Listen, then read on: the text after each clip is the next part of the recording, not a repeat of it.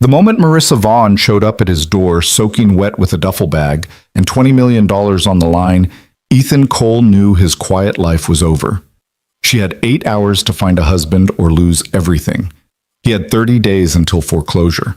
What started as a desperate arrangement became something neither of them could fake, a marriage that was supposed to end before it began, but instead rewrote every rule they thought they knew about trust, power, and what it means to build something that lasts. If you want to see how far a lie can go before it becomes the truth, stay with me until the end. Hit that like button and drop a comment with your city so I can see how far this story travels. Ethan Cole had learned to measure his life in small victories. A daughter who laughed at breakfast, an invoice paid on time, the occasional night when he didn't wake up calculating how many months until the bank took everything. Tonight was supposed to be one of those nights. Simple, quiet, safe. He had just finished reading to Sophie, his 7-year-old, tucked her in with the worn blanket she'd had since she was 2, and kissed her forehead the way he did every night, 3 times, because that was their ritual. She smiled in her sleep, and for a moment Ethan felt like maybe he was doing something right in a world that kept telling him otherwise. The knock came at 9:47 p.m. Not the friendly neighbor knock, not the delivery guy running late. This was different, controlled, urgent, the kind of knock that came with consequences already in motion. Ethan paused at the bottom of the stairs, listened, then moved toward the door. Through the frosted glass, he saw the outline of someone standing in the rain. No umbrella, no hesitation. He opened the door. Marissa Vaughn stood on his porch like a ghost from another dimension, soaked through, hair plastered against her face, mascara smudged beneath eyes that hadn't seen sleep in who knows how long. She carried a leather duffel bag in one hand and something heavier in her expression. Ethan had seen her before, of course. Everyone in the construction world knew Marissa Vaughn. She was the one who showed up to job sites in tailored suits and steel-toed boots, who could argue a contractor into submission and still have them thank her afterward. She was sharp, untouchable, the kind of woman who didn't need anyone. But the woman standing in front of him now wasn't that person. "Mr. Cole," she said, her voice steady but frayed at the edges. "I need to come inside." Ethan didn't move. "It's late." "I know. My daughter's asleep." "I know that too."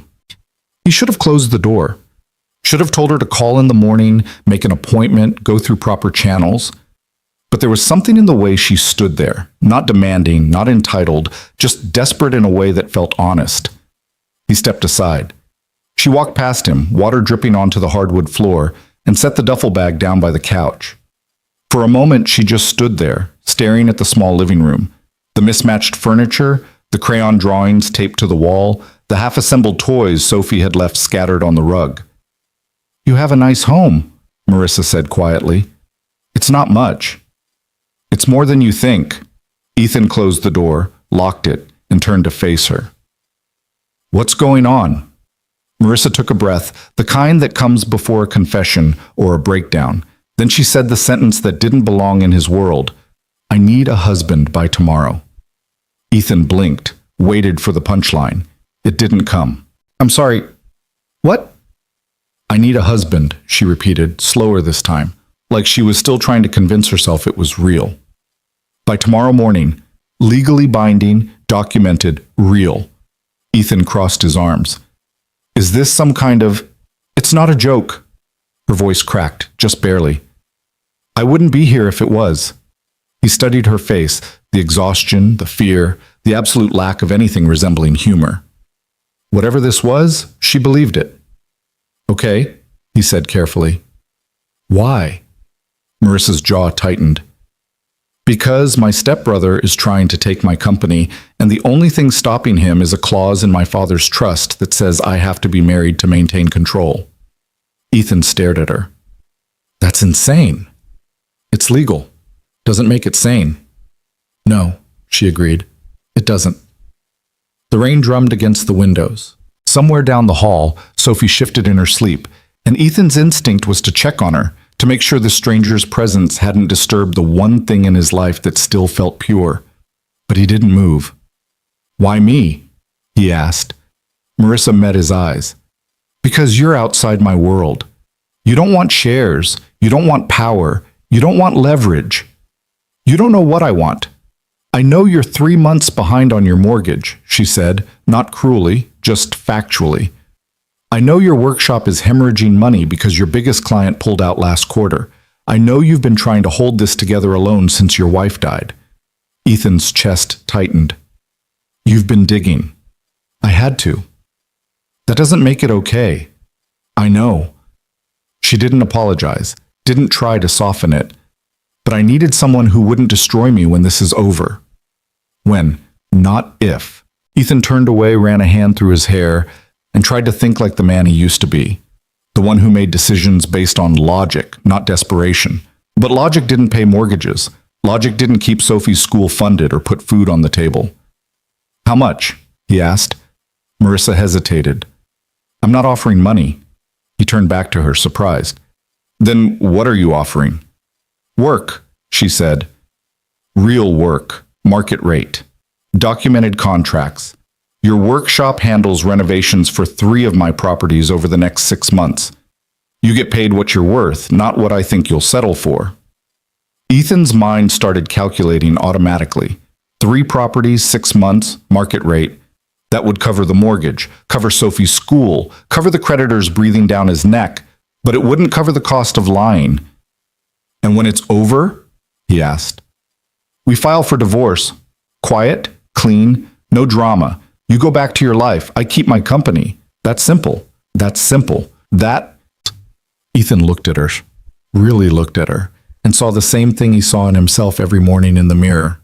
Someone trying to hold something together with sheer will and duct tape. What happens if your stepbrother finds out it's fake?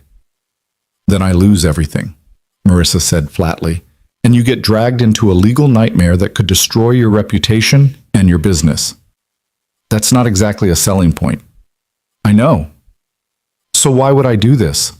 Marissa's expression softened just slightly. Because you understand what it's like to fight for something that matters. Ethan's throat tightened. He thought about Sophie, about the house, about the workshop that had been his father's before it was his, about the life he was barely keeping alive. How long do I have to decide? He asked. Now. Now? The trust activates at midnight tomorrow, Marissa said. If I'm not married by then, Caleb takes over. He'll dismantle everything my father built. Everything I've spent 10 years protecting. Ethan's mind raced. Marriage licenses take time, background checks, waiting periods. I have a lawyer who can expedite it, but we need to start tonight. Tonight? Yes. Ethan looked toward the stairs where Sophie slept, oblivious to the storm about to crash into their lives.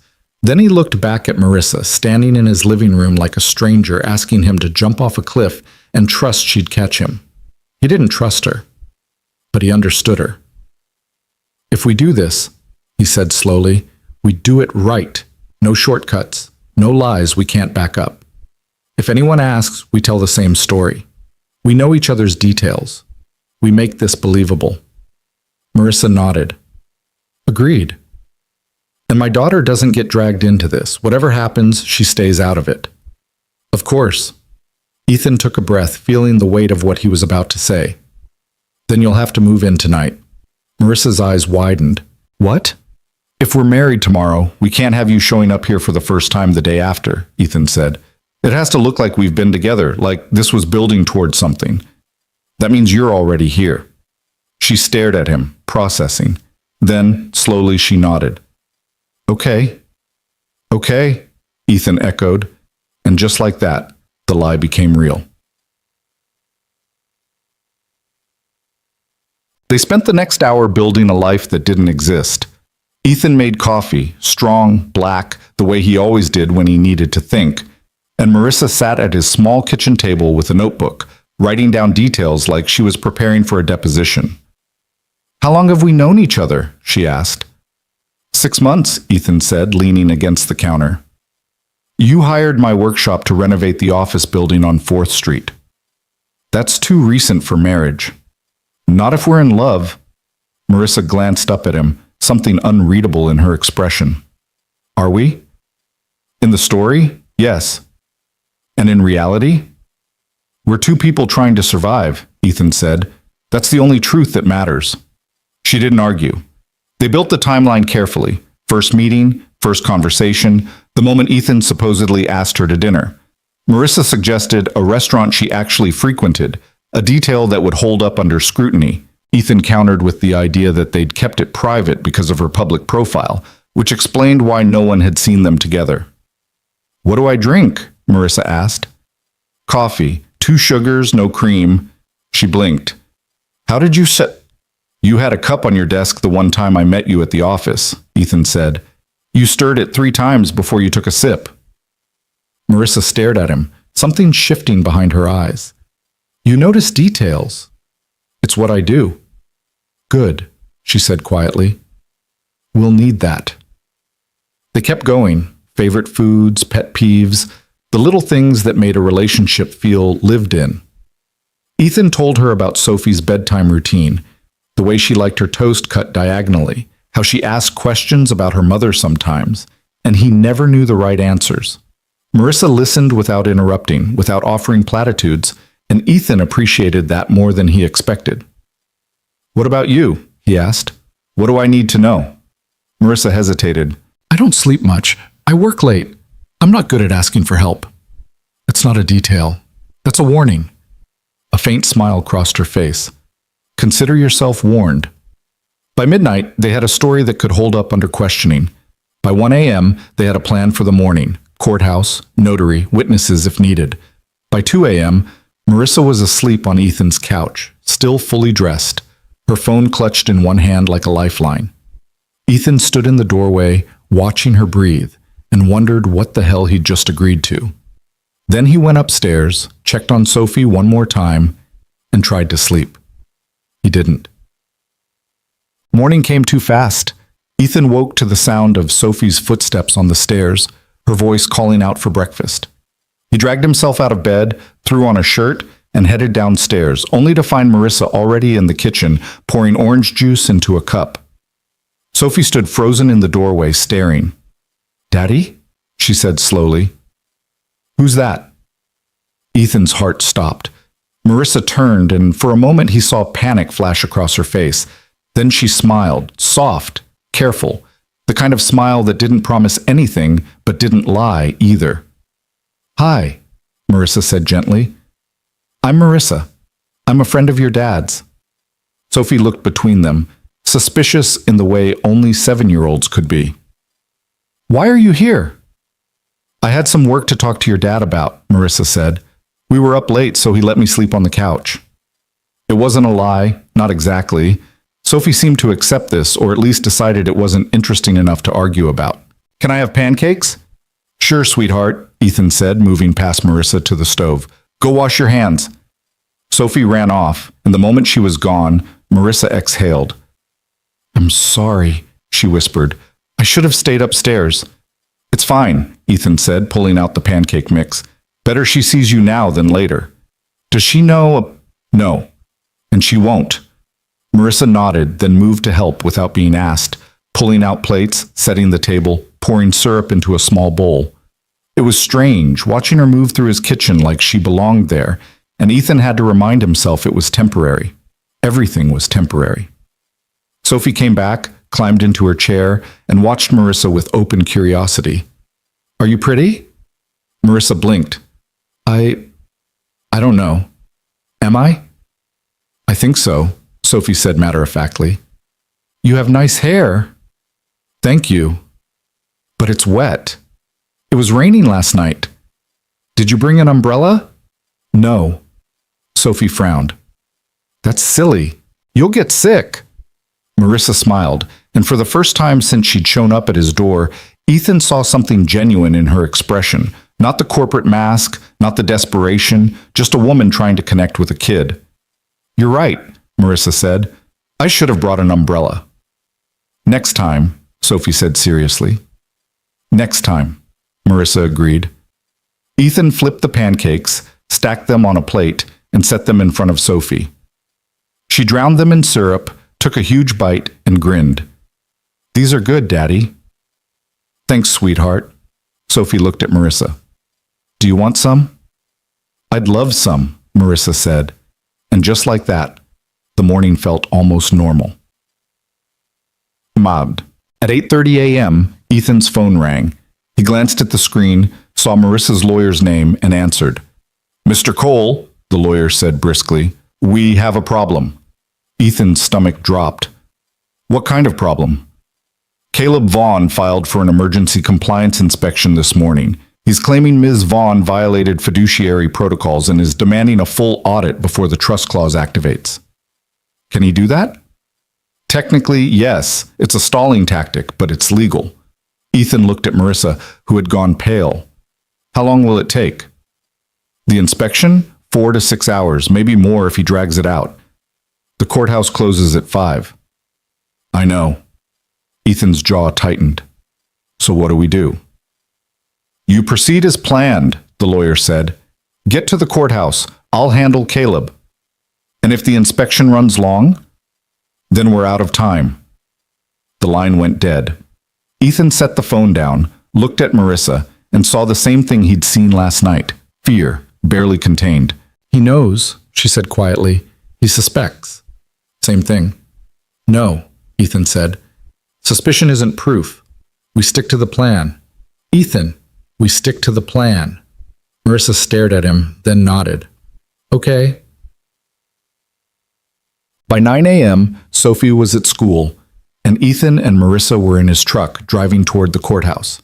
The inspection had already started, Caleb's team tearing through Marissa's office, looking for anything they could use. "They won't find anything," Marissa said, more to herself than to him. "You sure? I've been preparing for this for months." "Then why does he think he'll win?" Marissa's hands tightened in her lap. "Because he always does." Ethan didn't respond. He just drove. The courthouse was busy, people filing paperwork, lawyers huddling in corners, couples waiting for their turn. Ethan and Marissa stood in line, silent, and when their number was called, they stepped forward together. The clerk looked bored. "Purpose of visit?" "Marriage license," Ethan said. The clerk handed them a form.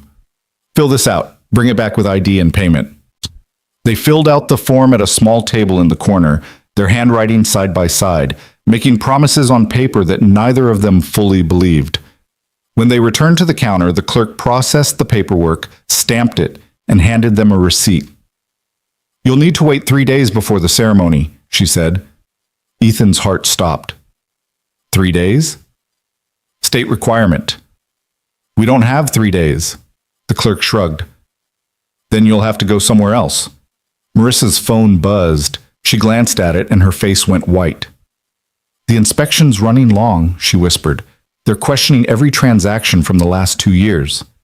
Ethan looked at the clock. 11:47 a.m. They didn't have 3 days. They didn't even have 3 hours. "There has to be another way," Ethan said as they sat in the truck outside the courthouse. Marissa stared at her phone, scrolling through messages from her lawyer. "There isn't. There's always another way. Not this time." Ethan's mind raced. 3-day waiting period, courthouse closed at 5, inspection running long. The math didn't work, unless... "What about a notary?" he asked. Marissa looked up. "What?" "A notary public. They can witness signatures, certify documents. If we can find one who'll marry us outside normal hours..." "That's not how it works." "It could be." Marissa stared at him. "You're serious?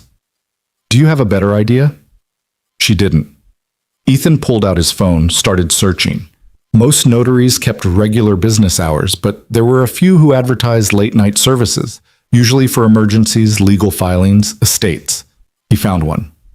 "Open until midnight," Ethan said, showing her the screen, above a diner on 5th Street. "That's our only option." Marissa took a breath. "Okay." The inspection dragged on. Marissa spent the afternoon on her phone, answering questions from her lawyer, fielding calls from board members who wanted to know what the hell was going on. Ethan stayed quiet, drove her to the office so she could make an appearance, prove she wasn't hiding. Caleb was there, of course. He stood in the lobby like he owned it, arms crossed, smile sharp. When he saw Marissa, his expression didn't change. "Marissa," he said smoothly, Busy day? Always. I heard you're getting married. Ethan felt Marissa stiffen beside him. Congratulations, Caleb continued. Who's the lucky guy? Marissa didn't hesitate. Ethan Cole, my contractor.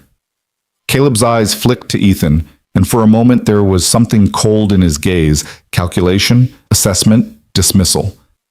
A contractor, Caleb said. How practical. I think so, Marissa said. When's the wedding? Tonight. Caleb's smile widened. Rushing, aren't we? When you know, you know. Ethan didn't say a word. He just stood there, hand resting lightly on Marissa's lower back, and met Caleb's eyes without flinching. Caleb looked away first. Well, he said, I hope it works out. It will, Marissa said. They left before Caleb could say anything else. By 8 p.m., the inspection was over. Marissa's lawyer called with the news. Everything checked out. No violations, no grounds for delay. But the courthouse was closed. They had one option left. Ethan drove to 5th Street, parked in front of the diner, and looked up at the second-floor window where a faded sign read, Notary Services by appointment. This is it, he said. Marissa stared at the building. This is insane. Yeah. We're really doing this. Yeah. She took a breath, then opened the door and stepped out into the night. The notary was a woman in her 60s named Dolores, who didn't ask questions and didn't seem surprised when Ethan and Marissa showed up asking to be married at 9 p.m. You got the license? She asked. Ethan handed it over.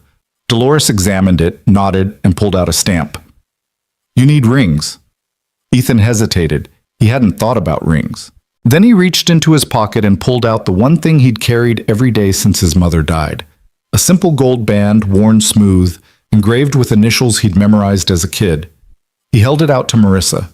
She stared at it, then at him. Ethan, it's temporary, he said quietly. Just for tonight. Marissa took the ring, and when she slid it onto her finger, something shifted in the air between them. It didn't feel temporary anymore. Dolores cleared her throat. You ready? They nodded. She spoke the words, short, legal, binding, asked if they took each other. They said yes. At 9:03 p.m., Dolores stamped the certificate and handed it back. Congratulations, she said. You're married. Ethan looked at Marissa. Marissa looked back, and neither of them knew what to say. They were halfway back to the truck when Marissa's phone rang. She answered, listened, and her face went hard. Caleb's calling an emergency board meeting, she said. Tonight, at my house. Your house? He wants to see proof, wants to see us together. Ethan's jaw tightened. Then let's give him proof. They drove to Marissa's mansion in silence. When they arrived, Ethan stepped out of the truck and looked up at the house. Massive, cold, lifeless. It looked like a museum, not a home. How long do we have? He asked. An hour? Maybe less. Then we need to make it look like I live here. Marissa blinked. What? If we just got married, I've been staying here, Ethan said. That means my stuff is here. My presence is here. He didn't wait for her to argue. He went back to the truck, grabbed the duffel bag he'd packed that morning, just in case, and carried it inside. Marissa followed, watching as Ethan moved through her house like he was mapping a blueprint. He set his boots by the front door, put his jacket on the coat rack, placed a coffee mug in the cabinet like he'd used it that morning, left his razor in the bathroom, small things, details, the kind of things that made a lie look lived in. When he was done, he stood in the living room and looked at Marissa. Where do you want me when he gets here? Beside me, she said quietly. Okay. 30 minutes later, Caleb arrived. He walked in like he owned the place, 2 board members trailing behind him, all of them dressed like they were heading to a funeral. Caleb's eyes swept the room, landed on Ethan's boots by the door, and his smile faltered, just for a second. Marissa, he said smoothly. And Ethan, was it? That's right, Ethan said. Congratulations on the wedding. Thank you. Caleb's gaze sharpened. Must have been quite the whirlwind romance. When you know, Ethan said, echoing Marissa's words from earlier. Caleb's smile didn't reach his eyes. And you're living here now? I am. Convenient. Ethan didn't flinch. I'd call it practical. Marissa stepped forward, hand finding Ethan's. Is there a reason you're here, Caleb? Just wanted to congratulate you both in person, Caleb said.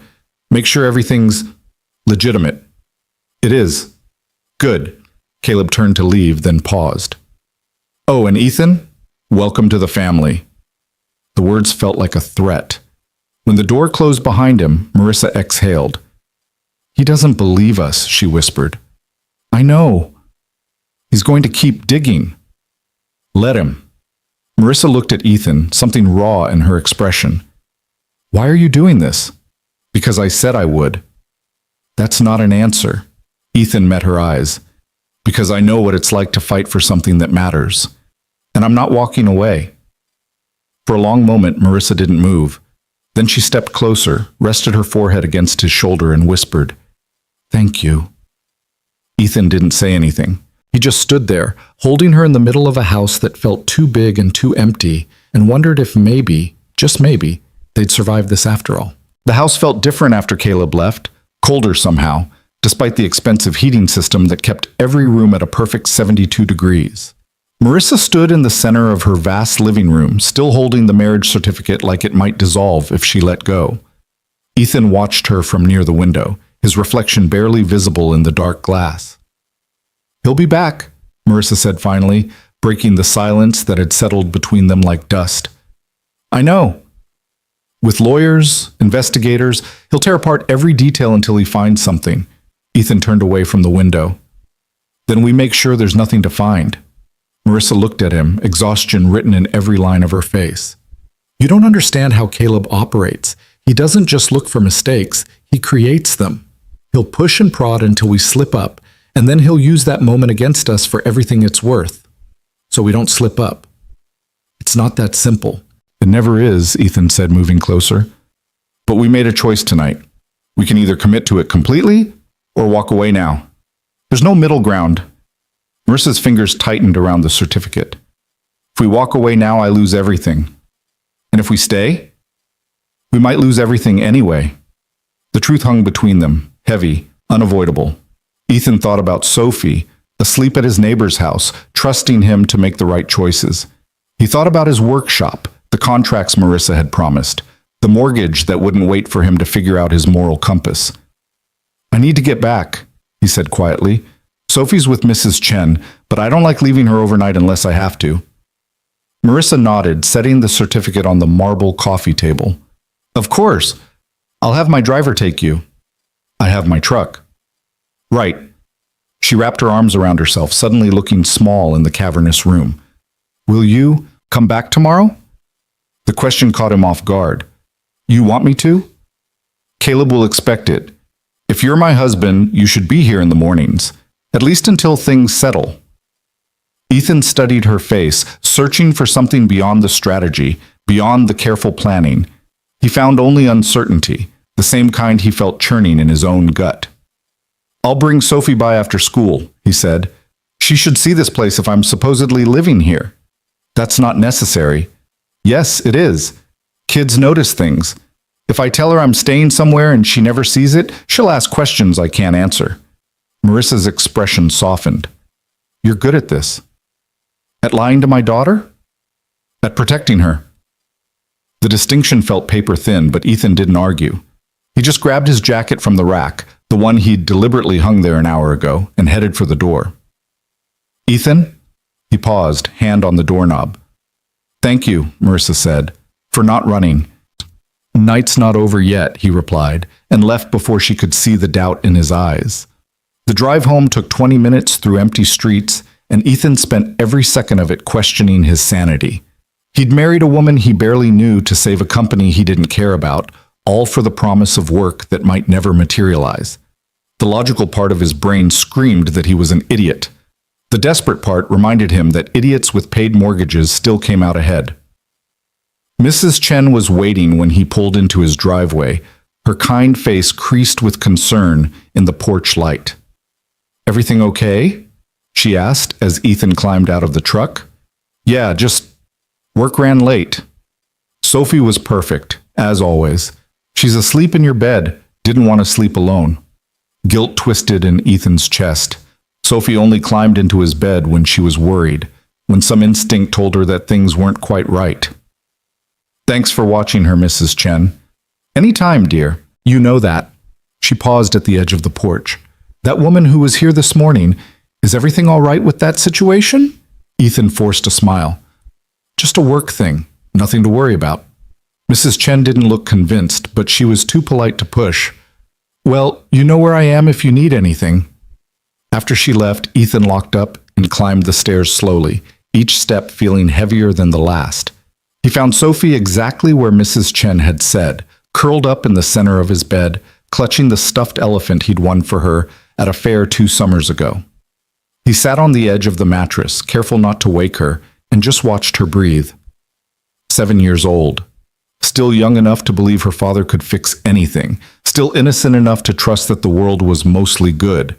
He'd do anything to keep that innocence intact, even if it meant becoming someone he didn't quite recognize. I'm sorry, sweetheart, he whispered, though she couldn't hear him. I'm going to make this work. I promise. Sophie shifted in her sleep, murmuring something about pancakes, and Ethan felt his throat tighten. He carefully lifted her, carried her back to her own room, and tucked her in properly. 3 kisses on the forehead, their ritual, his promise that even when everything else changed, this stayed constant. Sleep didn't come easy. Ethan lay in his own bed, staring at the ceiling, trying to map out all the ways this could go wrong. Caleb would investigate. He'd find the rushed timeline, the convenient paperwork, the fact that Ethan and Marissa had barely known each other before yesterday. He'd question Ethan's motives, Marissa's judgment, the legitimacy of a marriage built in less than 24 hours. And the worst part? Every accusation would be true. Around 3 in the morning, Ethan's phone buzzed with a text from Marissa. Caleb's hired a private investigator. They'll be at your workshop tomorrow. He stared at the message, then typed back. Let them look. We haven't done anything illegal. Her response came immediately. Legality isn't the same as believability. Ethan didn't have an answer for that, so he set the phone down and tried to sleep. He managed about 90 minutes before Sophie's alarm went off, signaling the start of a day he wasn't ready for. Morning arrived with Sophie's usual energy. Questions about breakfast, complaints about math homework, excited chatter about a field trip next week. Ethan moved through the routine on autopilot, making toast, checking her backpack, reminding her to brush her teeth twice. Daddy, you're quiet today, Sophie observed as they drove to school. Just tired, sweetheart. Is it because of that lady? Ethan's hands tightened on the steering wheel. What lady? The pretty one from yesterday, Marissa. What about her? Sophie shrugged, swinging her legs beneath the seat. I don't know. You seemed different after she came. The kids. They saw everything. She's just someone I'm working with, Ethan said carefully. Nothing for you to worry about. Okay. Sophie accepted this with the easy faith of childhood. Can we have spaghetti for dinner? Sure thing. He dropped her off at school, waited until she disappeared through the doors, then drove to his workshop with a knot of anxiety in his stomach. The investigator was already there when he arrived, a sharp-eyed woman in her 40s standing beside a black sedan, holding a clipboard. Mr. Cole? She called as Ethan got out of his truck. That's me. I'm Rebecca Torres. I've been hired to conduct a routine background check regarding your recent marriage to Marissa Vaughn. Marissa Vaughn. Routine. Right. What do you need? Ethan asked, unlocking the workshop door. Just a few questions. Won't take long. They sat in his cramped office, him behind the desk littered with invoices and blueprints, her in the only other chair, recording device set between them. How long have you known Ms. Vaughn? Rebecca asked. About 6 months. Met her on a job site. And when did the relationship become romantic? Ethan had rehearsed this with Marissa, but saying it out loud to a stranger felt different, more real, more wrong. 3 months ago. We kept it quiet because of her public profile. No one saw you together during those 3 months? We were careful. Why the rush to get married? When you know, you know. Rebecca's pen paused mid-scratch. That's the second time I've heard that phrase in 12 hours. Ethan met her eyes steadily. Maybe because it's true. Or maybe because it's rehearsed. You can believe whatever you want. Doesn't change the facts. Rebecca leaned back, studying him like he was a blueprint she couldn't quite decipher. You're in significant debt, Mr. Cole. Mortgage 3 months overdue, business accounts in the red. Some might say marrying a wealthy woman is convenient timing. Some might? I'd say I fell in love with someone who happens to be successful. Last I checked, that wasn't a crime. It's not, but fraud is. The word hung in the air like smoke. I'm not committing fraud, Ethan said quietly. I married Marissa because I care about her. The rest is just noise. Noise that benefits you financially. She offered me work, market rate, documented contracts. If I'd wanted money, I could have asked for a lot more. Rebecca made another note. Where were you last Tuesday night? The question came out of nowhere, and Ethan had to think. Tuesday, 5 days ago, before any of this started. Home with my daughter, made dinner, helped with homework, read her a story. Anyone who can verify that? My neighbor, Mrs. Chen, she stopped by around 7 with some mail that got delivered to her place by mistake. Rebecca nodded, scribbled something. And you're comfortable raising your daughter in this arrangement? Ethan's jaw tightened. My daughter is none of your concern. She's very much my concern if this marriage affects her welfare. The only thing affecting her welfare is people trying to tear apart something good before they even understand it. Is it good, Mr. Cole? A marriage built in 24 hours? Ethan stood up, signaling the interview was over. I've answered your questions. If you need anything else, talk to Marissa's lawyer. Rebecca rose slowly, gathering her things. I'll be in touch. After she left, Ethan slumped in his chair, exhausted, and it wasn't even 9 in the morning. His phone rang. Marissa. How bad was it? She asked without preamble. She's thorough. Asked about our timeline, my finances, whether I'm using you. What did you tell her? The truth, or close enough to it. Marissa was quiet for a moment. Caleb's pushing the board to review the marriage before officially recognizing the trust clause. They're meeting Friday. That's 3 days away. I know. We need to be completely synchronized by then. Every detail, every story, every moment needs to match. Ethan rubbed his eyes. What do you suggest? Move in. Actually move in. Not just leave a few things around. Bring Sophie, bring your life, make it real. The request hit him like a punch to the gut. Marissa, I know what I'm asking. I know it's not fair, but if we're going to survive this, we can't keep playing at it. We have to live it. Sophie's already been through enough. Her mother, the move, watching me struggle. I can't uproot her again for something that might fall apart in a month. Then we make sure it doesn't fall apart. How? By lying better?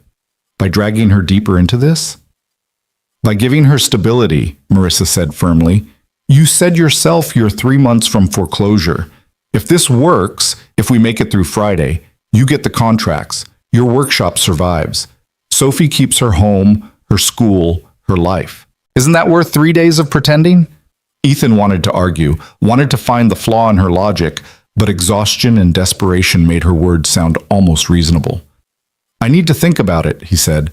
We don't have time for thinking. The board meets in 72 hours. Then I'll give you an answer in 24. Marissa sighed. Okay. But Ethan, whatever you decide, I'll understand. I won't hold it against you if you walk away. I'm not walking away. Then what are you doing? Trying to figure out how to protect my daughter while keeping my promise to you. If you find the answer, let me know. I've been looking for it myself. After they hung up, Ethan sat in the silence of his workshop, surrounded by tools and half-finished projects, and tried to remember when his life had gotten so complicated. 2 weeks ago, his biggest problem was a supplier who kept delivering the wrong lumber. Now, he was married to a stranger, under investigation for fraud, and considering moving his daughter into a mansion to sell a lie. The morning crawled by. He tried to work, measuring, cutting, sanding, but his mind kept drifting. Around noon, his lawyer called. Not Marissa's lawyer. His own, a guy named Tom who handled small business contracts and the occasional dispute. Ethan, I just got a very interesting call, Tom said, voice tight with concern. Someone claiming to represent Marissa Vaughn's interests wanted to know about your financial situation. They were asking about debts, liens, any legal issues I might be aware of. What did you tell them? Nothing. Attorney-client privilege. But Ethan, what the hell is going on? Are you in trouble? No. Maybe. I don't know. That's not reassuring. Ethan explained the situation, the condensed version, the one that made him sound slightly less insane. Tom listened without interrupting, which was never a good sign. Jesus, Ethan, Tom said when he finished. Do you have any idea how bad this could get if it goes south? I have some idea, yeah. They could come after you for fraud, conspiracy. You could lose your business, your custody of Sophie. I know. Then why are you doing this? Because I don't have another choice. There's always another choice. Not when the bank's threatening foreclosure and your kid needs stability. Tom was quiet for a long moment. Okay. If you're committed to this, we need to document everything. Every conversation with Marissa, every agreement, every dollar that changes hands. If this blows up, we need to show you acted in good faith. Can you help with that? I can try. But Ethan? Be careful. People like Marissa Vaughn don't usually need guys like us unless they're desperate. And desperate people make desperate choices. After hanging up, Ethan stared at his phone, Tom's warning echoing in his head. But beneath the warning was a harder truth. Ethan was desperate too. Maybe that's why this made sense to him when it shouldn't. Two desperate people, each with everything to lose, gambling that together they could hold on a little longer. He picked up Sophie from school at 3, and she chattered the whole drive home about her day, art class, recess, the boy who ate paste and had to go to the nurse. Normal kid stuff, safe stuff. Hey, sweetheart, Ethan said as they pulled into the driveway. How would you feel about staying somewhere different for a few days? Sophie's face scrunched up. Like a hotel? No, like a friend's house, a really big house. Whose house? Marissa's. The lady you met yesterday. Sophie considered this. The pretty one with wet hair? Yeah. Why would we stay there? Ethan chose his words carefully. Because I'm helping her with some work, and it would be easier if we were close by. Just for a little while. Will there be other kids? No, just us. Can I bring Mr. Elephant? Relief washed through him. If she was worried about her stuffed animal, she wasn't worried about the bigger picture. Of course. Okay then. Just like that. Kids were resilient that way, adaptable in ways adults forgot how to be. That night, Ethan packed 2 duffel bags, one for him, one for Sophie. Clothes, toiletries, the essentials. He stood in Sophie's room, looking at the drawings on her wall, the books on her shelf, the small life they'd built in this house, and wondered if he was making the biggest mistake of his life. His phone buzzed. Marissa. The investigator's report came back. Nothing conclusive, but Caleb's still pushing. We need to be ironclad Friday. Ethan texted back, We're coming tomorrow, Sophie and me. We'll stay through the weekend. 3 dots appeared, disappeared, appeared again. Finally, Are you sure? No, but I'm doing it anyway, thank you. Don't thank me yet. He finished packing, made Sophie dinner, and tried not to think about all the ways this could destroy them both. The next morning, they loaded the truck and drove to Marissa's mansion. Sophie pressed her face against the window as they pulled through the gates, eyes wide. Daddy, this place is huge. Yeah, it is. Does Marissa live here all by herself? She does. That's sad. Out of the mouths of babes. Marissa met them at the door, dressed more casually than Ethan had ever seen her. Jeans, a simple sweater, hair pulled back. She looked younger, less like the corporate warrior, and more like someone who might actually live in a house this size. Hi, Sophie, she said, crouching down to the girl's level. Welcome. Sophie clutched Mr. Elephant tighter. Your house is really big. It is. Would you like to see your room? I get my own room? Of course. Marissa led them upstairs and Ethan followed, carrying both bags. She'd prepared a guest room at the end of the hall, freshly made bed, empty dresser, a window that overlooked the garden. It was 3 times the size of Sophie's room at home. This is mine? Sophie breathed. While you're here, yes, Marissa said. Sophie set Mr. Elephant on the bed, already exploring, and Marissa caught Ethan's eye. They stepped into the hallway. Thank you, she said quietly.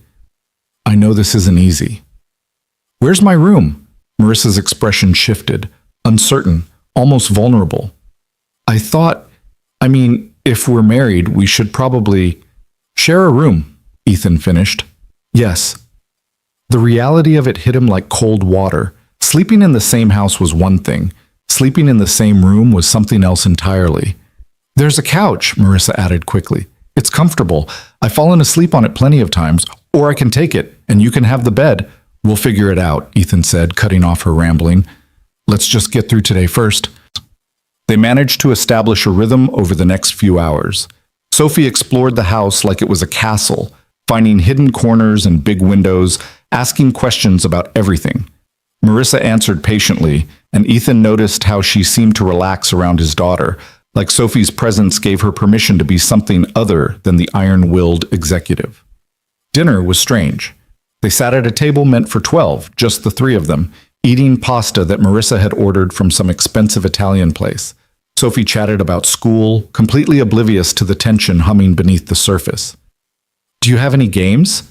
Sophie asked Marissa between bites. Games? Like board games or cards? Marissa looked genuinely lost. I'm not sure. We could play Go Fish, Sophie suggested. Daddy taught me. I don't think I remember how. It's easy. I'll teach you. And somehow, an hour later, Ethan found himself sitting on the floor of Marissa's pristine living room, watching his daughter teach a multimillionaire how to play Go Fish. Marissa was terrible at it, couldn't keep a poker face to save her life, and Sophie kept winning, which made her giggle uncontrollably. You're supposed to trick me, Sophie explained seriously, not tell me what you have. I'm not good at tricking people, Marissa admitted. Ethan almost laughed at the irony, but Sophie just nodded sagely. That's okay. Daddy's bad at it too. When Sophie finally crashed around 8:30, Ethan carried her to the guest room and tucked her in. She was asleep before he finished the third forehead kiss. Downstairs, Marissa was cleaning up the cards, and Ethan found her standing in the middle of the living room, looking lost. She's a good kid, Marissa said softly. Yeah, she is. I haven't played a game like that since I was her age. Maybe younger. You did good. You? Marissa smiled, but it didn't reach her eyes. I kept thinking about what happens when this ends, when we go back to our separate lives. She's going to remember this, remember me, and I'll just be someone who disappeared. Kids are tougher than you think. Are they? Or do we just tell ourselves that to feel better about the choices we make? Ethan didn't have an answer. They stood in silence, two people playing house in a mansion that felt more like a museum. I should probably show you the bedroom, Marissa said finally. They climbed the stairs together and Marissa led him to the master suite. It was exactly what he expected.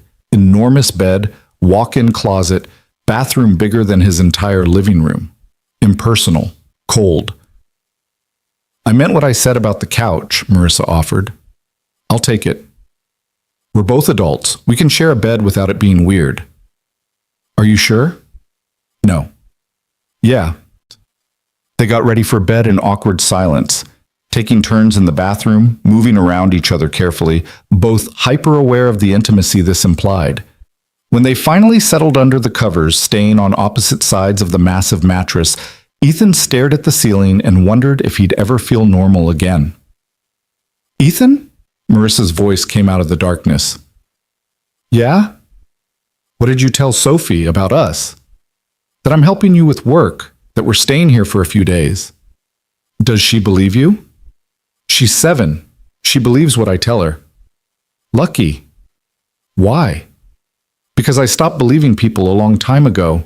Ethan turned his head, could barely make out her profile in the dim light filtering through the curtains. What happened to you? What do you mean?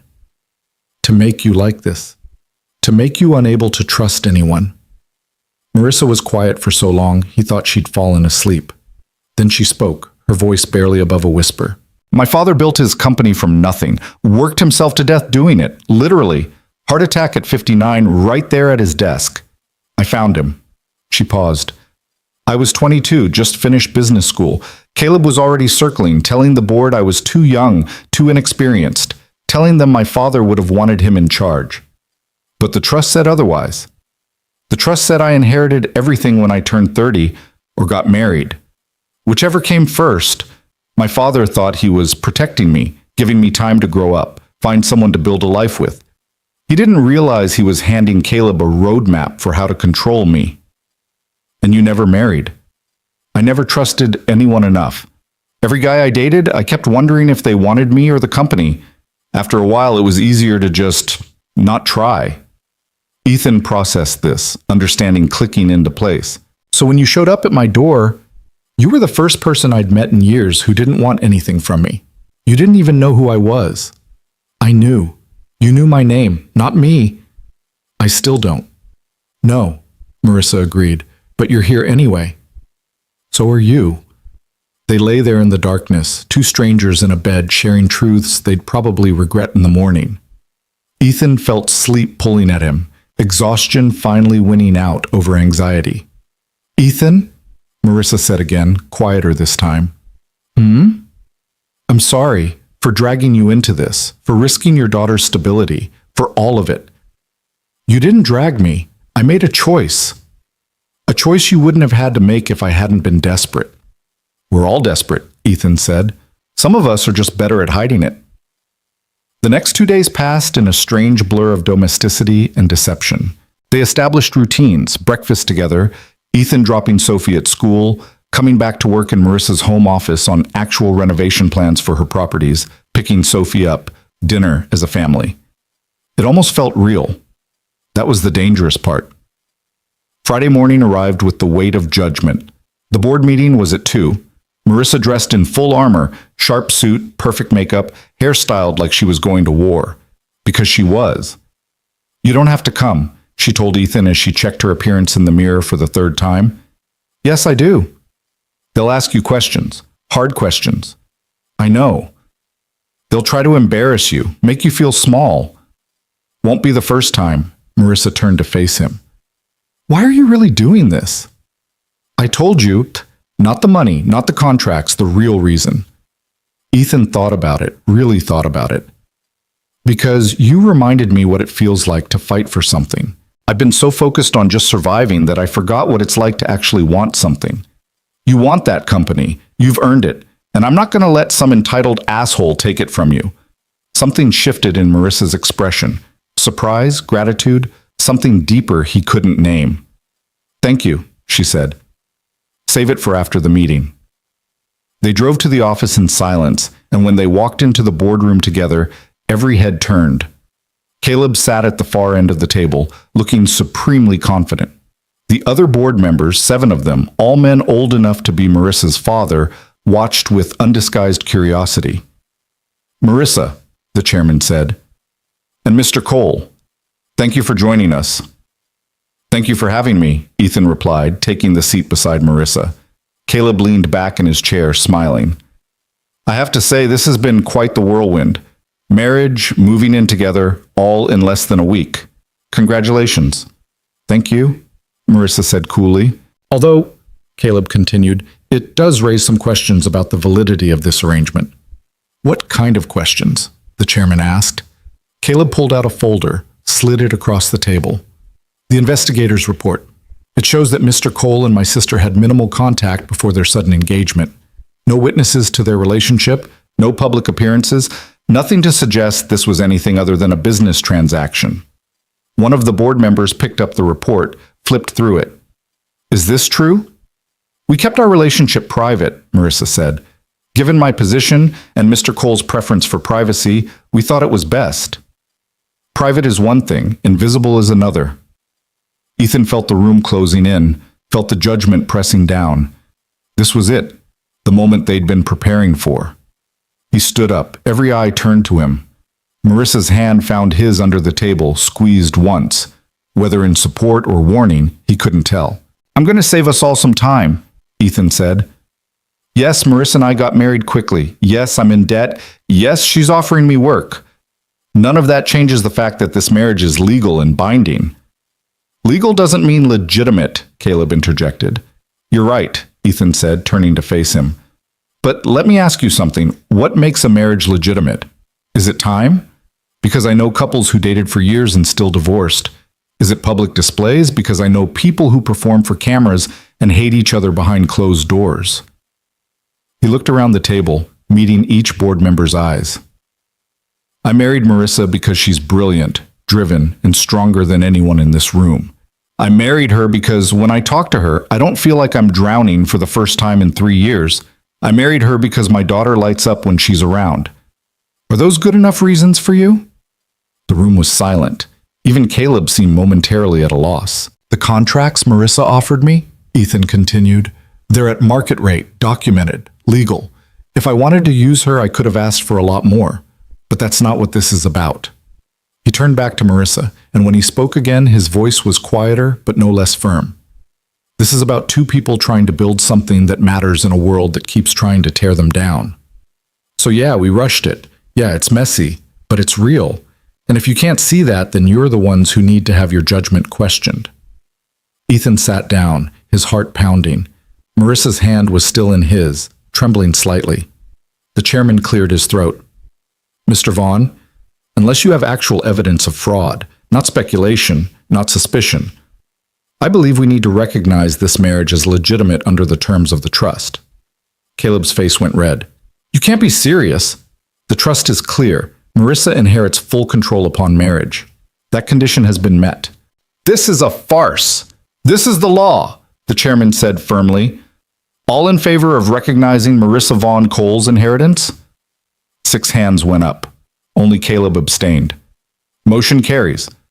Marissa, congratulations on your marriage and your full control of the company. Caleb stood abruptly, knocking his chair back. He looked at Marissa with pure venom. This isn't over, he said. Yes, Marissa replied calmly. It is.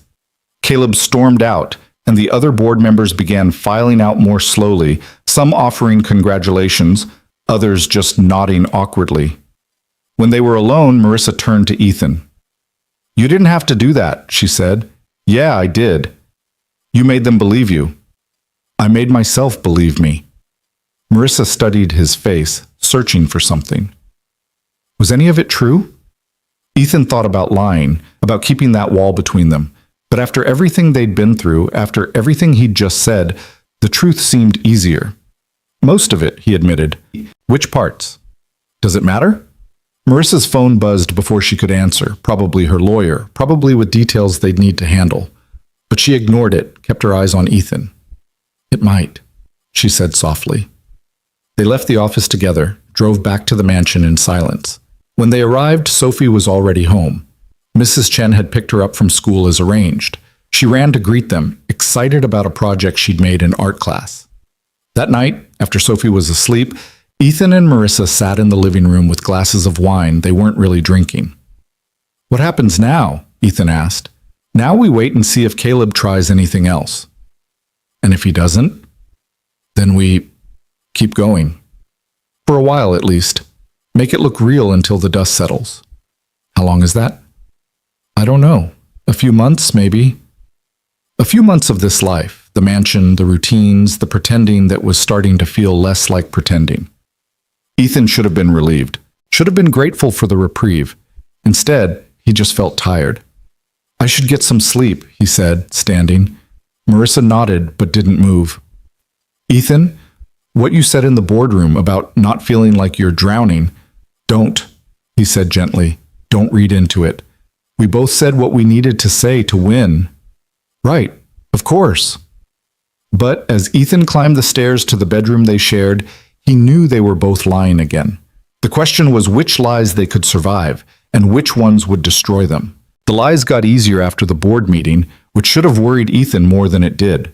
Within a week, he could navigate Marissa's mansion without thinking, knew which cabinet held the coffee mugs, which drawer had Sophie's crayons, where Marissa liked to work when she needed to think. The rhythms of their fabricated life settled into something that resembled normalcy, and that was the most dangerous thing of all. Sophie adapted faster than either of them expected.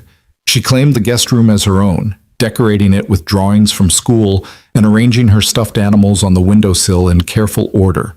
She started calling the mansion the big house, and their old place the small house, as if both could exist simultaneously in her world without contradiction. Ethan envied that ability. He was in the kitchen making breakfast on a Tuesday morning when Marissa came downstairs already dressed for work, phone pressed to her ear, her expression tense. "I don't care what his lawyer says," she was telling someone, probably her own attorney. "The trust is settled. He doesn't have grounds for appeal." A pause. "Then let him try. We'll be ready." She ended the call and rubbed her temples, exhaustion written in every line of her posture. "Caleb?" Ethan asked, sliding a mug of coffee across the counter toward her. "He's filing for a forensic audit of the company. Claims there might be financial irregularities that could invalidate the board's decision." "Can he do that?" "He can try. It'll tie things up for months, cost a fortune in legal fees, and generally make everyone's life miserable." She took a sip of coffee, grimaced. "Which is exactly what he wants." Ethan added sugar to her cup without asking. 2 spoons, no cream. Marissa noticed, and something flickered across her face. Surprise, maybe gratitude, maybe something more complicated. "You don't have to memorize my habits," she said quietly. "Too late." Sophie bounded into the kitchen, still in her pajamas, hair sticking up in every direction. "Morning, Daddy." "Morning, Marissa." The casualness with which she included Marissa in that greeting made Ethan's chest tighten. This was what worried him most. Not the investigators or Caleb's machinations, but the way his daughter was weaving Marissa into the fabric of their daily life, creating connections that would hurt when they inevitably broke. "Morning, sweetheart," Ethan said, setting a plate of scrambled eggs in front of her. "You've got 20 minutes before we need to leave for school."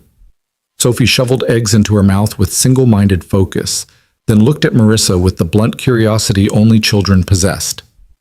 "Are you and Daddy married for real or just pretend?" The question landed like a grenade. Marissa's coffee cup froze halfway to her lips. Ethan felt his heart stop. They'd been so careful, so deliberate about maintaining the fiction, but kids saw things adults missed. Kids asked questions adults knew better than to voice. "What makes you ask that, sweetheart?" Ethan managed, keeping his voice carefully neutral. Sophie shrugged. "Tommy at school said his mom thinks you're lying, that people don't get married that fast unless they're pretending." Marissa set down her cup slowly, deliberately. "What do you think?" "I think grown-ups are confusing," Sophie said matter-of-factly. "But Daddy doesn't lie to me, so if he says you're married, then you're married." The simple faith in that statement cut deeper than any accusation could have. Ethan wanted to tell her the truth, wanted to prepare her for the inevitable moment when this house of cards collapsed. But looking at her hopeful face, he couldn't bring himself to shatter that trust. "We are married," Marissa said, and her voice didn't waver. "The adults who are saying otherwise don't know what they're talking about." Sophie nodded, satisfied, and went back to her eggs. Crisis averted, at least for now. After Ethan dropped Sophie at school, he drove to his workshop intending to finally tackle the backlog of work that had been piling up. Instead, he found Rebecca Torres waiting by the door again, this time with a man in an expensive suit who introduced himself as Caleb's attorney. "Mr. Cole," the attorney said, extending a hand Ethan didn't shake. "I'm Marcus Fleming. I represent Caleb Vaughn's interests in this matter." "What matter would that be?" "The matter of your fraudulent marriage to his sister." Ethan unlocked the workshop door and walked inside, forcing them to follow. "Marriage is legal and documented, nothing fraudulent about it." "Legal and fraudulent aren't mutually exclusive," Fleming said smoothly. "We have reason to believe this marriage was contracted solely to circumvent the trust's intentions." "Believe whatever you want. Doesn't make it true." Rebecca pulled out her tablet, swiped to pull up what looked like financial records. "Your mortgage was 3 months delinquent before this marriage. Now it's current. Your business accounts showed a negative balance. Now they're solvent. Convenient timing. Marissa hired my company for legitimate work. I got paid. I paid my bills. That's how business works." "At market rate," Fleming said, "which for your services amounts to approximately 3 times what you were earning before." "Maybe I was undercharging. Or maybe you saw an opportunity and took it." Ethan set down the blueprints he'd been holding and met Fleming's eyes directly. "You know what I see? A man trying to justify his client's jealousy by making my financial situation into a crime. I married Marissa because I wanted to. She hired me because she trusts my work. Everything else is just you trying to find dirt where there isn't any." Fleming smiled, the expression cold. We'll see about that. We've subpoenaed your financial records, your business contracts, your correspondence with Ms. Vaughn. If there's anything to find, we'll find it. Then you'll find exactly what I told you. Legal contracts, market rate payments, and a marriage that's nobody's business but ours. After they left, Ethan called Marissa. They're coming at this from the money angle, he told her. Trying to prove I married you for financial gain. I know, my lawyer just called. They're subpoenaing everything, bank records, emails, text messages. Will they find anything? Nothing incriminating, but they'll twist whatever they can. Ethan leaned against his workbench, feeling the weight of it all pressing down. Maybe we should just end this, cut our losses before it gets worse. Is that what you want? The question was simple, but the answer wasn't. Ending it meant losing the contracts, probably losing his workshop, definitely losing the strange stability they'd built. But continuing meant dragging Sophie deeper into the deception, meant more investigations, more lawyers, more chances for everything to explode. I don't know what I want anymore, Ethan admitted. Marissa was quiet for a moment. There's a foundation gala this Saturday. Annual fundraiser, black tie, all the board members will be there. We should go together. Why? Because married couples attend these things. Because we need to show a united front. Because if we're going to do this, we need to really do it. A gala. I know it's not your scene. I don't own a tux. We'll get you one. Ethan closed his eyes, imagined himself in that world. Crystal champagne flutes and seven-figure donations, and people who saw him as nothing more than Marissa's questionable life choice. This is getting out of hand. I know, but we're already in it. Might as well see it through. That night, Marissa took Ethan to a tailor in downtown, the kind of place where they didn't list prices because if you had to ask, you couldn't afford it.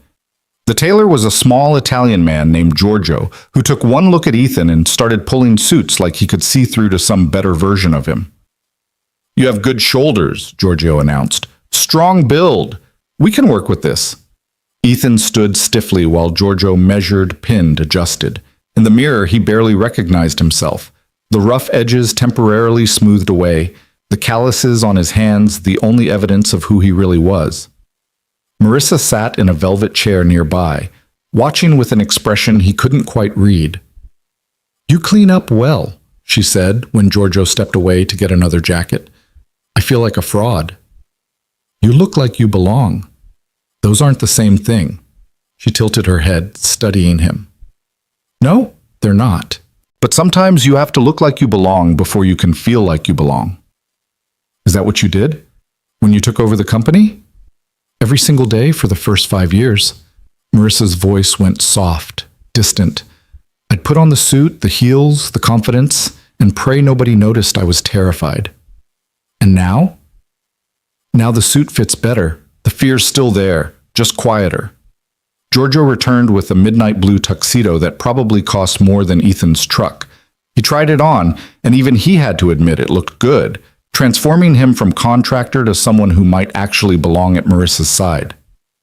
We'll take it, Marissa told Giorgio before Ethan could check the price tag. Marissa, don't argue. You need it for Saturday. I can't let you... You already did. Besides, consider it part of the performance. The performance. Right, that's what this was. Ethan kept forgetting. They picked up Sophie from Mrs. Chen's on the way home. She'd been having dinner there more often lately, giving Ethan and Marissa space to handle the escalating situation with Caleb. Mrs. Chen never asked questions, but her concerned looks said plenty. Sophie fell asleep in the car, head lolling against the window. Ethan carried her inside, tucked her into bed in the guest room that was starting to feel like her real room. When he came back downstairs, Marissa was in the kitchen opening a bottle of wine. Want some? She asked. Yeah. They sat at the counter, glasses between them, the house quiet except for the subtle hum of expensive appliances. How long can we keep this up? Ethan asked. The marriage or the pretending? Is there a difference? Marissa swirled her wine, watching the liquid catch the light. I used to think so. Now I'm not sure. That's not an answer. No, it's not. She took a sip, set the glass down carefully. My lawyer says we need to stay married for at least 6 months to make it look legitimate. Anything less, and Caleb could argue we never intended it to be permanent. 6 months? At minimum. Ethan did the math. 6 months of this life, this lie, this strange intimacy that felt more real every day. 6 months of Sophie getting more attached, of routines becoming habits, of pretending becoming something dangerously close to truth. And then what? He asked. Then we reassess. See if Caleb's backed off. See if the board's satisfied. See if... She stopped, seemed to reconsider her words. See where we are. Where we are, Ethan echoed. You mean whether we still need each other? Something like that. The silence stretched between them, heavy with all the things they weren't saying. Ethan finished his wine, rinsed the glass, and headed upstairs. He paused at the bedroom door, looking back to find Marissa still sitting at the counter, staring at her own reflection in the dark window. You coming to bed? He asked. In a bit. But when Ethan woke at 3 a.m, her side of the bed was still cold, still untouched. He found her in her home office, surrounded by paperwork, eyes red from staring at screens. Marissa. She looked up, startled, like she'd forgotten anyone else existed in the house. Did I wake you? No. What are you doing? Preparing. Caleb's audit starts Monday. I need to make sure every transaction is documented, every decision justified. It's 3 a.m. I know what time it is. Ethan walked over, gently closed her laptop.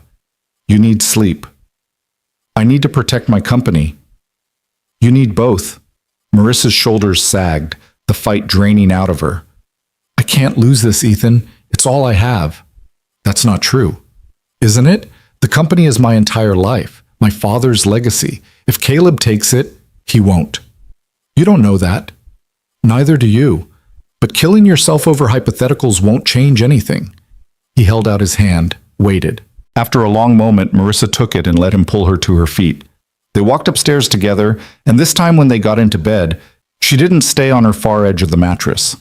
She settled closer to the center, close enough that Ethan could feel her warmth, hear her breathing gradually slow as exhaustion finally claimed her. He lay awake longer, staring at the ceiling, trying to remember when this had stopped feeling like a transaction and started feeling like something he couldn't quite name. Saturday arrived with the weight of performance. Ethan spent the afternoon helping Sophie with a school project while Marissa disappeared into her closet, emerging hours later in a black gown that turned her into someone from a different world entirely. Her hair was swept up, diamonds at her throat and ears, borrowed, she'd mentioned offhandedly, from the family collection. You look beautiful, Ethan said, and meant it. You look nervous, she replied. I am nervous. Don't be. Just stay close, smile when appropriate, and let me handle the talking. What if someone asks about us? Then we tell them the truth. That we're married, we're happy, and it's none of their damn business.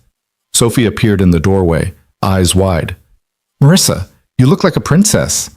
Marissa's expression softened in the way it only did around Sophie. Thank you, sweetie. You be good for Mrs. Chen tonight, okay? I will. Are you and Daddy going dancing? Probably. Will you take pictures? If we can. After they dropped Sophie at Mrs. Chen's, the drive to the gala venue felt like traveling to an execution. Ethan's hands were sweating in his new tuxedo, his collar too tight despite Giorgio's expert tailoring. Breathe, Marissa said beside him. I am breathing. You're panicking. Little bit, yeah. She reached over, squeezed his hand. These people aren't better than you, they're just richer and more practiced at pretending otherwise. That's supposed to make me feel better? It's supposed to remind you that everyone's performing, you're just newer at it. The venue was a museum that had been transformed into something out of a fantasy. Ice sculptures, champagne fountains, string quartet playing in the corner. People in designer clothes milled about, air kissing and making small talk that probably concealed sharks circling beneath the surface. Ethan felt every eye turn when they walked in together. There she is, someone murmured, with the contractor. Ignore them, Marissa whispered, her hand firm on his arm. They made it approximately 10 feet before the chairman of the board intercepted them, drink in hand and smile plastered on his face. Marissa, Ethan, so glad you could make it. Wouldn't miss it, Marissa said smoothly.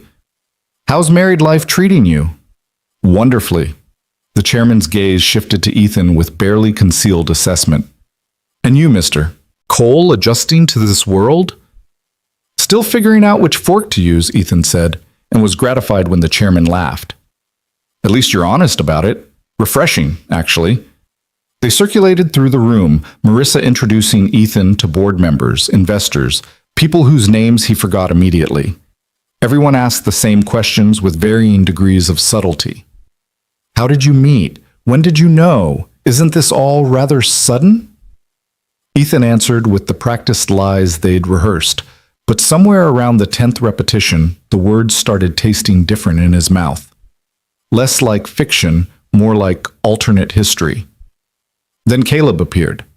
He materialized out of the crowd like a storm cloud, perfectly tailored suit and predatory smile firmly in place.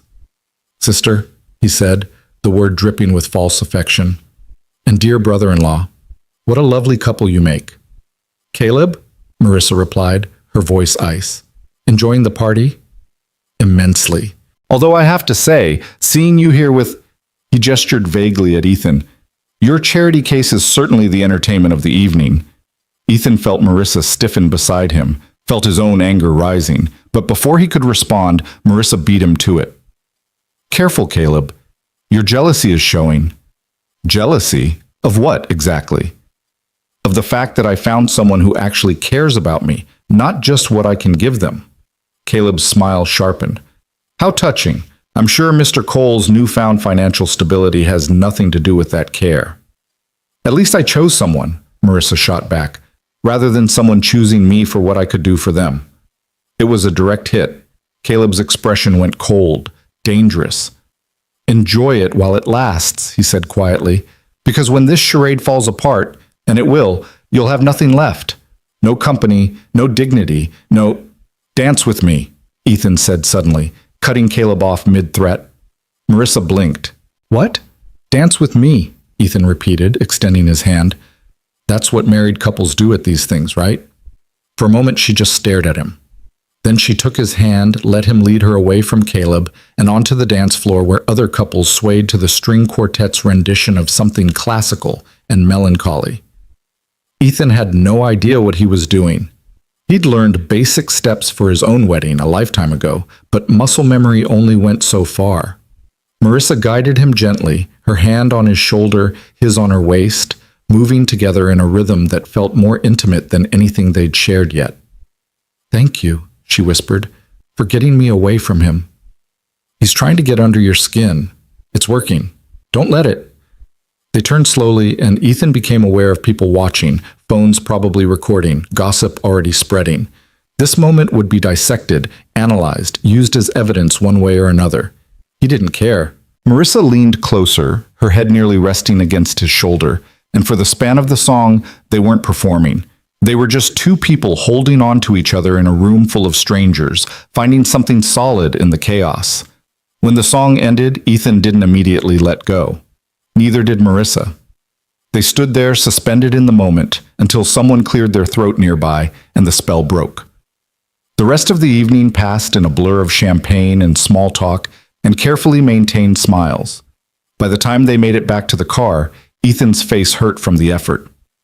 You did good, Marissa said as they drove home. I felt like a performing monkey. Welcome to my world. They picked up Sophie from Mrs. Chen's. She was already asleep, clutching a blanket, and carried her inside. Ethan tucked her into bed while Marissa changed out of her gown and back into something human. When he came back downstairs, she was in the kitchen again, this time just staring at her phone with an unreadable expression. What is it? Ethan asked. She turned the phone to show him. Social media was already buzzing with photos from the gala, most of them featuring Ethan and Marissa dancing, looking for all the world like a couple actually in love. They bought it, Marissa said softly. Isn't that what we wanted? Yes. No, I don't know anymore. Ethan took the phone from her, set it aside. What's really bothering you? Marissa wrapped her arms around herself, suddenly looking smaller despite still wearing heels. When we were dancing, when you were holding me, I forgot we were pretending. Just for a moment, I forgot this isn't real. Marissa, and that scares me. Because when this ends, when we go back to our separate lives, I'm going to remember what it felt like. To have someone choose to stand beside me, to have someone look at me like you did tonight. How did I look at you? Like I mattered. The words hung between them, raw and honest. Ethan knew he should back away, should remind them both that this was temporary, that feelings were dangerous territory they'd agreed not to enter. Instead, he closed the distance between them. You do matter, he said quietly. Don't say things like that unless you mean them. I mean them. Marissa looked up at him, vulnerability written across her face in a way he'd never seen before. This is a bad idea. Probably. We agreed to keep this professional. We did. So why does it feel like we're failing? Ethan didn't have an answer. He just stood there, close enough to touch, far enough to still pretend they had boundaries. Then Marissa's phone rang, shattering the moment. She answered it, listened for 30 seconds, and went pale. What? Ethan asked when she hung up. That was my lawyer. Someone leaked the investigator's report to the press. Tomorrow morning, every news outlet is going to run a story questioning the legitimacy of our marriage. Can they do that? Apparently they already did. Ethan's mind raced. What does this mean? It means Caleb's changing tactics. He can't prove fraud legally, so he's trying us in the court of public opinion. If he can make us look illegitimate enough, the board might cave to pressure and reopen the trust question. Even though they already voted? Public scandal makes people reconsider their positions, especially people worried about their reputations. Ethan ran his hands through his hair, felt the careful composure he'd maintained all evening finally cracking. This is never going to end, is it? We could do everything right, and Caleb will just keep finding new ways to attack. Probably. So what do we do? Marissa looked at him, and in her eyes, Ethan saw the same exhaustion he felt. We fight, because that's all we know how to do. The story broke at 6 a.m. By 7, Ethan's phone was blowing up with calls from numbers he didn't recognize. Reporters, probably, looking for quotes. He ignored them all, focused on making breakfast for Sophie before she saw any of it. Too late. Daddy? Sophie appeared in the kitchen doorway, still in her pajamas, holding Marissa's tablet. Why is there a picture of you and Marissa on the news? Ethan's heart sank. Where did you get that? It was on the table. The screen lit up and I saw it. He took the tablet gently. The headline screamed, Von Eris's suspicious marriage, love or loophole. Marissa came downstairs, took one look at Sophie's confused face and Ethan's guilty one, and understood immediately. Sophie, sweetheart, she said, kneeling down to the girl's level. Sometimes people write stories that aren't true. They don't know us, so they make guesses. But why would they guess mean things? Because mean stories get more attention than nice ones. Sophie processed this with the serious concentration she brought to difficult math problems. Are you and Daddy going to be okay? The question was so direct, so earnest, that Marissa had to look away to compose herself. Yes, she said finally. We're going to be okay. Promise? I promise. It was the easiest lie and the hardest truth Marissa had ever told. After dropping Sophie at school with extra reassurances and an extra tight hug, Ethan and Marissa returned home to find a news van parked outside the gates. They can't get in, Marissa said. Security won't let them, but they'll wait there all day if they think we'll come out. So we're trapped, effectively. They spent the day in the house, curtains drawn, phones silenced. Marissa worked from her office, handling the crisis with her PR team. Ethan tried to focus on blueprints, but mostly just paced, feeling useless. Around 3, Marissa emerged from her office looking defeated. Caleb gave an interview, she said. He's claiming I coerced you into marriage, that he's concerned for your welfare and Sophie's. He's positioning himself as the worried family member just trying to protect everyone. That's bullshit. It's effective bullshit. Public sentiment is shifting. People are wondering if maybe he has a point. Ethan's anger flared hot. So we what? Just let him control the narrative? What else can we do? We tell the truth. Which truth? That we got married to save my company? That's exactly what he wants us to admit. No. The truth that whatever this started as, it's become something real. That we're not perfect, but we're trying. That Caleb doesn't get to decide what our marriage means. Marissa stared at him. You want to go public? I want to stop hiding. Oh, Ethan, if we do that, if we put ourselves out there, they'll tear us apart looking for inconsistencies. Let them look. We've got nothing left to hide. Don't we? The question was weighted with everything they'd been avoiding, all the feelings neither of them wanted to acknowledge. I don't know, Ethan admitted, but I'm tired of running from this. From Caleb, from the truth, from whatever this is between us. Marissa's phone rang before she could respond. She glanced at it, frowned. It's the chairman. I should take this. She disappeared back into her office. Ethan waited, dread building with each passing minute. When she finally emerged, her face was carefully blank. The board wants to meet tomorrow, she said. Emergency session. They want to discuss whether the negative publicity warrants reconsidering their decision.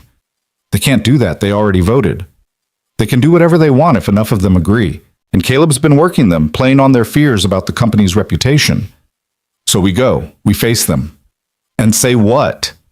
Ethan moved closer, took her hands in his. We tell them the truth, all of it. How we started, why we stayed, what this has become. We stop trying to control the story and just let it be what it is. That's terrifying. Yeah, but it's also honest. Marissa looked down at their joined hands, then back up at his face. When did you get so brave? About the same time you got scared. Figured one of us should balance the scales. She almost smiled. Almost. Then her expression crumbled, and before Ethan could react, she was kissing him. It wasn't gentle or tentative. It was desperate, honest. The kind of kiss that came from weeks of denial and careful distance finally breaking apart. Ethan responded without thinking, pulling her closer, forgetting every reason why this was a bad idea.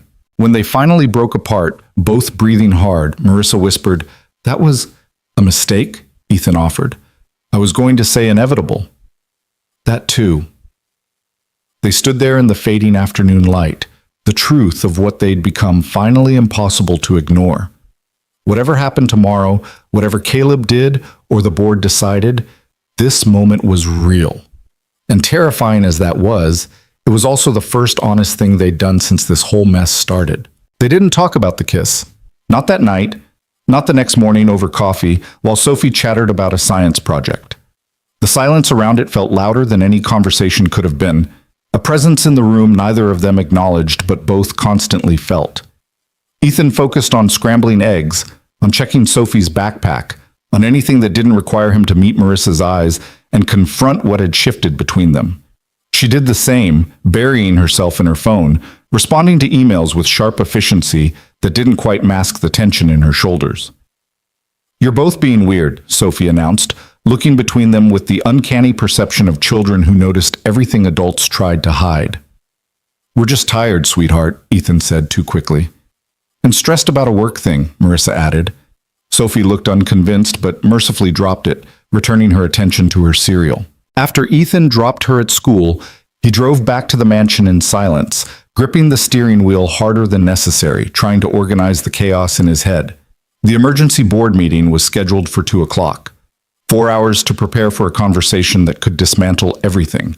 4 hours to figure out how to explain a marriage that had started as strategy and become something neither of them knew how to define. Marissa was waiting when he got back, dressed in what Ethan had come to recognize as her armor, a charcoal suit that made her look untouchable, hair pulled back severely, makeup perfect. Only the slight tremor in her hands as she adjusted her earrings betrayed her nerves. We should talk about what we're going to say, she said, not quite looking at him. Agreed. They sat in her office, the space between them on the leather couch deliberately maintained, and tried to script truth that wouldn't destroy them. The board wants to know if this marriage is legitimate, Marissa started, her lawyer voice firmly in place. They'll ask about our relationship timeline, our intentions, whether we plan to stay married. And we tell them what? The facts. We met 6 months ago professionally. The relationship developed. We married quickly due to the trust deadline, but with genuine feelings. Genuine feelings, Ethan repeated. That's one way to put it. Marissa finally looked at him directly, her expression guarded. What would you call it? The question hung between them, weighted with everything they'd been avoiding. Ethan could give her the easy answer, the safe one that kept things professional and maintained their careful distance. Or he could tell her the truth that had been building since that first desperate night when she'd shown up at his door. Complicated, he said finally. Real. Terrifying. All of the above, Marissa agreed softly. Before Ethan could respond, his phone rang. Unknown number. He almost ignored it, but something made him answer. Mr. Cole? A woman's voice, professional but with an edge of concern. This is Principal Martinez from Sophie's school. There's been an incident. Ethan's blood went cold. What kind of incident? Is she hurt? She's fine physically, but there was an altercation with another student. Some of the children saw the news coverage about your marriage, and things got heated. Sophie's in my office. I think you should come get her. I'm on my way. He hung up, already moving toward the door. Marissa was right behind him. What happened? Sophie got in a fight at school. About us. About the news coverage. Marissa's face went pale. I'm coming with you. They made it to the school in 12 minutes, breaking several traffic laws. Principal Martinez met them in the main office, her expression professionally sympathetic in a way that made Ethan's stomach twist. Sophie's in the counselor's office, she said. She's okay, but she's upset. Another student said some unkind things about your family situation, and Sophie defended you both, physically. Sophie hit someone? Ethan couldn't quite process it. His daughter, who cried when they watched sad movies, who rescued spiders instead of killing them. The other child said your marriage was fake and that you were a liar. Sophie pushed her. No one was seriously hurt, but we have a zero-tolerance policy on physical altercations. They found Sophie sitting in a small office, eyes red from crying, a fierce expression on her face that reminded Ethan painfully of her mother. She looked up when they entered, and her lower lip trembled. I'm sorry, Daddy. But she was saying mean things, and Ethan pulled her into his arms, feeling her small body shake with sobs she'd been holding back. It's okay, sweetheart. It's okay. It's not okay, Sophie said into his shoulder. She said you were lying about being married. She said Marissa doesn't really love us, and you're just pretending for money. And I know it's not true because I see how you look at each other and how Marissa makes you smile, and... She broke off, crying harder, and Ethan met Marissa's eyes over Sophie's head. The raw pain he saw there mirrored his own. Sophie, Marissa said gently, kneeling beside them. Can you look at me? Sophie lifted her head, wiping her eyes with the back of her hand. What that girl said about us pretending. She doesn't know what she's talking about, Marissa continued. People say hurtful things when they don't understand, but you don't have to fight them. You don't have to defend us like that. But they were being mean about Daddy, about you. I know, and I know you were trying to protect us. That's very brave. But Sophie, sometimes the bravest thing is to not let mean words make you act in ways that hurt you. I just wanted them to stop, Sophie whispered. I know, sweetie, I know. Principal Martinez recommended Sophie take the rest of the day off, and Ethan agreed immediately. They walked to the car in silence, Sophie between them, holding both their hands in a grip that felt desperately tight. On the drive back, Sophie said quietly from the back seat, Daddy, are you and Marissa really married? Like, for real? Ethan's hands tightened on the wheel. In the passenger seat, he felt Marissa tense. Yes, Ethan said, because it was the truth. The marriage certificate was real. The vows were legally binding. Everything else was just semantics. Do you love each other? The question was so direct, so innocent, that it physically hurt. Ethan looked at Marissa, silently asking permission, asking for guidance, asking for an answer he didn't have himself. Marissa turned in her seat to face Sophie. Love is complicated, Sophie. It's not always like in movies where people just know immediately. Sometimes it grows slowly, sometimes it surprises you. But do you? Sophie pressed, with the relentless logic of 7-year-olds who wouldn't accept non-answers. I care about your dad very much, Marissa said carefully. And about you. That's not the same thing. No, Marissa agreed. It's not. But sometimes caring is where love starts. Sophie seemed to accept this, settling back into her seat. But Ethan caught Marissa's expression in the side mirror, lost, uncertain, as shaken as he felt. When they got home, Sophie went straight to her room with Mr. Elephant, emotionally exhausted. Ethan and Marissa stood in the entryway, the silence heavy between them. "We have 90 minutes before the board meeting," Marissa said, checking her watch like it could give her something to hold on to. "We can't go. We have to go. If we don't show up, Sophie just got in a fight because of this. Because of the pressure we're putting on her with this charade." "It's not a charade," Marissa said sharply. "Not anymore. You said so yourself." "Then what is it?" "Because I don't have a word for whatever this is, and I can't keep dragging my daughter through it without knowing." Marissa's composure cracked. "You think I know? You think I have this figured out?" "I don't. I haven't figured anything out since you agreed to this insane plan. Every day I wake up more confused than the day before about what's real and what we're performing." "Then maybe we need to stop performing." "And do what? Tell the board the truth? That we started this as a business arrangement and somewhere along the way forgot where the lies ended and the truth began?" "Yes," Ethan said. "Exactly that. They'll crucify us. Caleb will win. I'll lose everything." "Maybe. Or maybe honesty is the only thing that'll save us."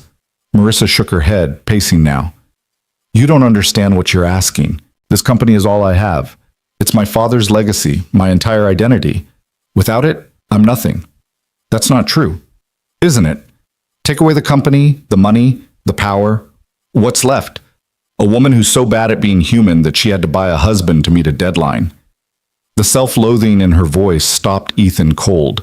He crossed the space between them, caught her shoulders gently but firmly. "You want to know what's left?" he said. "A woman who plays Go Fish with a 7-year-old, even though she doesn't remember the rules. A woman who learned how Sophie likes her toast cut because she paid attention. A woman who stood in front of a board of men twice her age and fought for what she built. That's who you are without the company. That's who I see."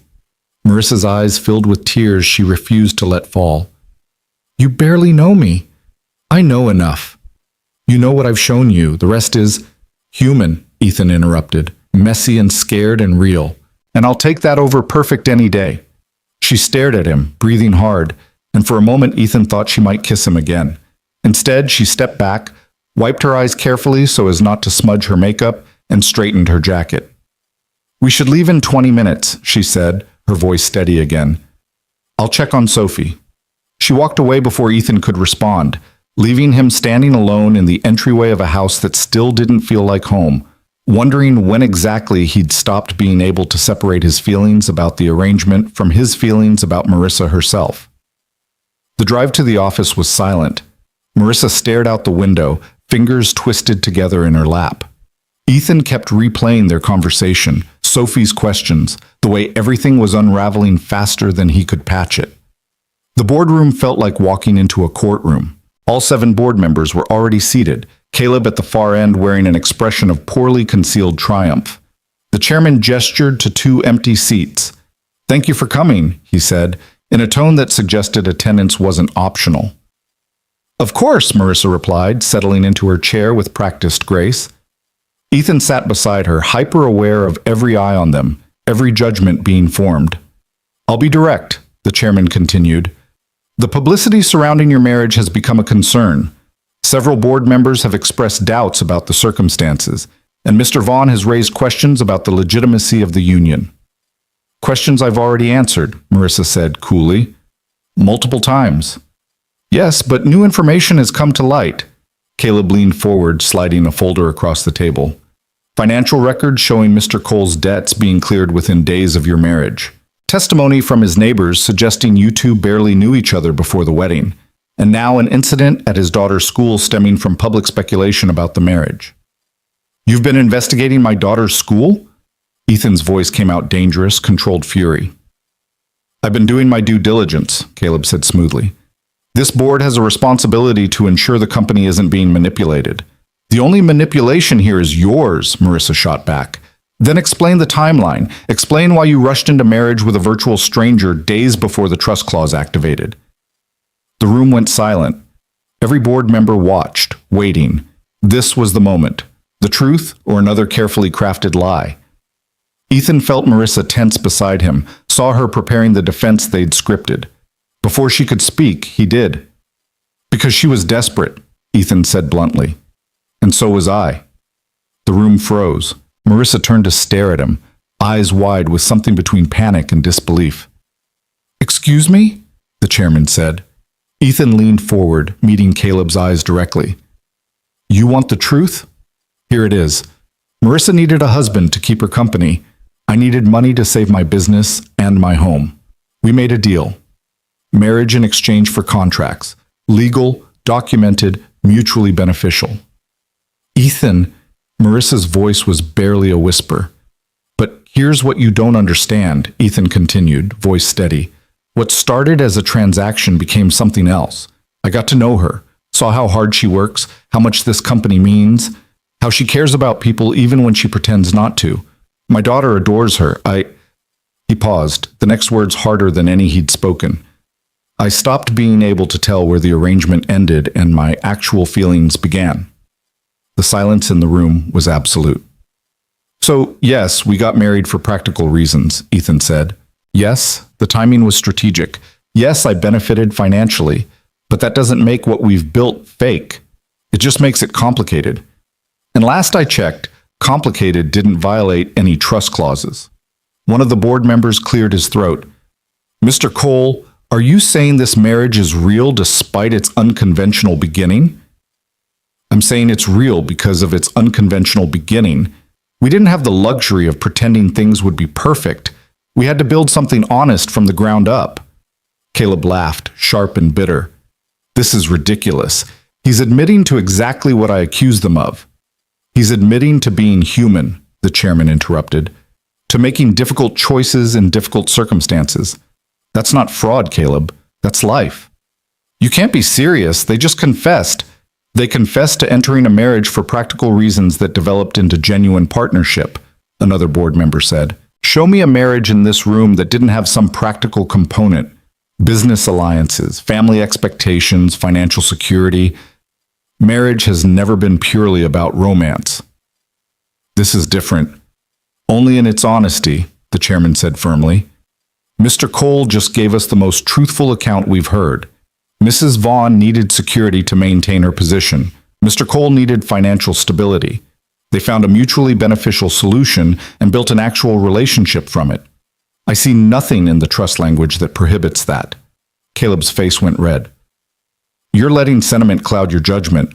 No, Caleb, I'm recognizing that the trust required marriage, not a fairy tale.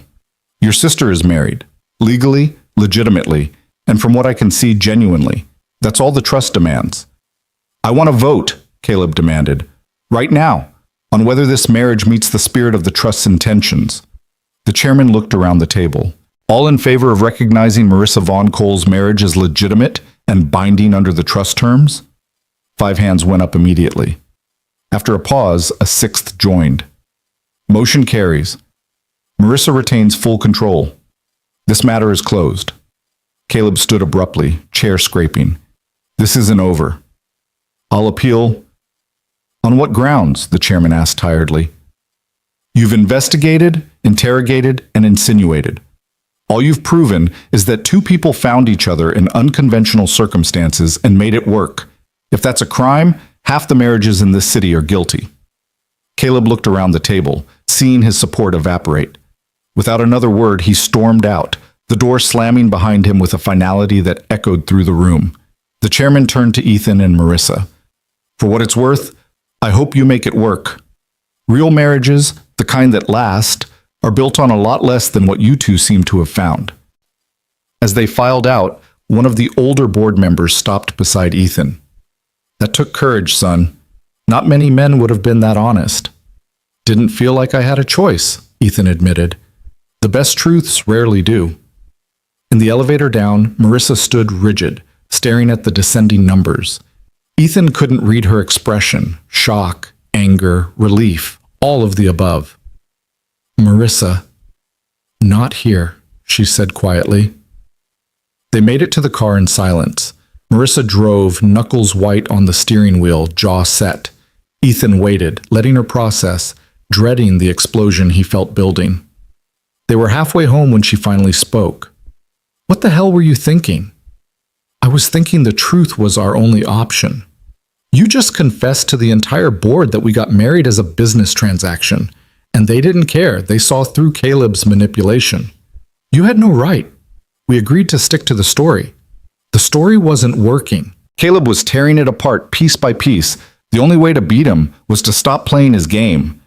Marissa pulled over abruptly, throwing the car into park. Do you have any idea what you've done? What you've exposed? Now everyone knows our marriage started as an arrangement. The press will have a field day. Let them. We won. The board voted in your favor. Caleb lost. For now, but you've given every news outlet ammunition to paint us as frauds. We were already being painted as frauds. Ethan's patience finally snapped. At least now we're honest frauds. At least now we don't have to keep track of which lies we told to whom. You don't get it, Marissa said, voice breaking. This company is all I have, and you just made our marriage, made us, into a public spectacle. Your company isn't all you have. You have people who care about you. You have Sophie, who adores you. You have... He stopped. The next word's too dangerous. What? What else do I have? Me, Ethan said quietly. If you want it. Marissa stared at him, breathing hard, tears finally spilling over. I can't want it. Don't you see? Everyone will say I manipulated you, that I used you, that this whole thing is just what Caleb accused us of. I don't care what everyone says. Well, I do. I care that my father built something good, and I'm turning it into a circus.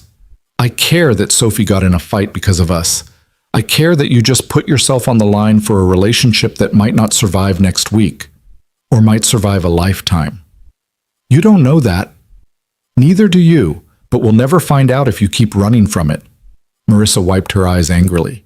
I'm not running. I'm being realistic. You're being scared.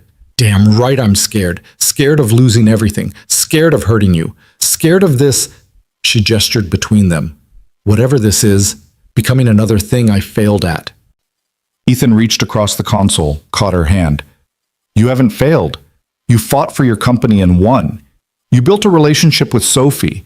You let me in even though everything in you said not to. That's not failure. That's courage. It doesn't feel like courage. It never does. Courage feels like being terrified and doing it anyway. They sat there in the parked car, hands joined, both of them trembling with adrenaline and emotion.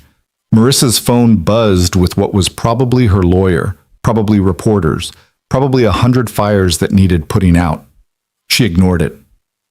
What do we do now? She asked. We go home. We check on Sophie. We figure out the rest as we go. That's not much of a plan. It's the only one I've got. Marissa almost smiled, the expression watery but genuine. You're very bad at strategic planning. Good thing I married someone who isn't. The word, married, hung between them differently now. Not an arrangement, not a performance. Just a fact, complicated and messy and real. They drove the rest of the way in silence, but this time it felt different. Lighter somehow, despite everything. Sophie was in the living room with Mrs. Chen when they got home. She looked up anxiously when they entered. Are you in trouble? She asked immediately. No, sweetheart, Ethan said, pulling her into a hug. Everything's okay. Promise? Promise. Mrs. Chen excused herself with knowing eyes and a pat on Marissa's shoulder. After she left, Sophie looked between the two adults. Did the mean people say more mean things? Some of them, Marissa admitted, sitting beside Sophie, but the important people, the ones who matter, they understood. Good. Sophie leaned against Marissa with the easy affection she'd developed over their weeks together. I don't like when people are mean to you. I don't like it either, but you know what? Sometimes mean people help us figure out what's really important. What's really important? Marissa glanced at Ethan, something vulnerable and honest in her expression. Family. Even the ones we choose instead of the ones we're born with. Sophie seemed satisfied with this answer. She chattered about her day before the fight, about a book she was reading, normal kid things that felt like a balm after the intensity of the board meeting. That night, after Sophie was asleep, Ethan found Marissa in her office again, but this time she wasn't working. She was just sitting in the dark, staring at nothing. Hey, he said softly from the doorway. Hey, you okay? I don't know, Ask me tomorrow. Ethan came in, sat in the chair across from her desk. For what it's worth, I meant what I said in there, about not being able to tell where the arrangement ended. I know you did. That's what scares me. Why? Marissa was quiet for a long moment. Because I can't either, and I've spent 10 years building walls to protect myself. You walked in and dismantled them in weeks. I didn't mean to. I know. That's what makes it worse. You weren't trying to get past my defenses. You just did, by being honest and stubborn and impossible to lie to. That's the nicest insult I've ever received. Marissa finally smiled, genuine and warm. Don't let it go to your head. They sat in comfortable silence, the kind that only came from knowing someone beyond their carefully constructed facades. What happens now? Marissa asked eventually. Do we keep pretending this is temporary? Is it? I don't know. Is it? Ethan thought about the question seriously, thought about Sophie's attachment, about the routines they'd built, about the way his chest tightened when Marissa smiled, thought about going back to the small house, to the life before Marissa, and found he couldn't imagine it anymore. I don't want it to be, he said. Marissa's breath caught. Ethan, I'm not saying we have to decide everything tonight, but I'm saying I want to try. Actually try, not just for appearances or contracts or trust clauses. Try because I want to see where this goes. That's terrifying. Yeah. And complicated. Yeah. And might blow up in both our faces. Probably. Marissa laughed, shaky and incredulous. You're supposed to talk me out of being scared, not agree with all my worst fears. I'm not going to lie to you about the risks, but I'm also not going to pretend I don't think it's worth it. She stood, came around the desk, and Ethan rose to meet her. They stood close, the familiar electricity between them now acknowledged instead of denied. I'm not good at this, Marissa whispered. At relationships. At letting people in. At being anything other than what's expected. Good thing I don't expect anything except honesty. I can try to give you that. That's all I'm asking. Marissa leaned forward, rested her forehead against his. This is crazy. Most good things are. We started with a lie. We're building toward truth. That has to count for something. She kissed him then, soft and uncertain and real.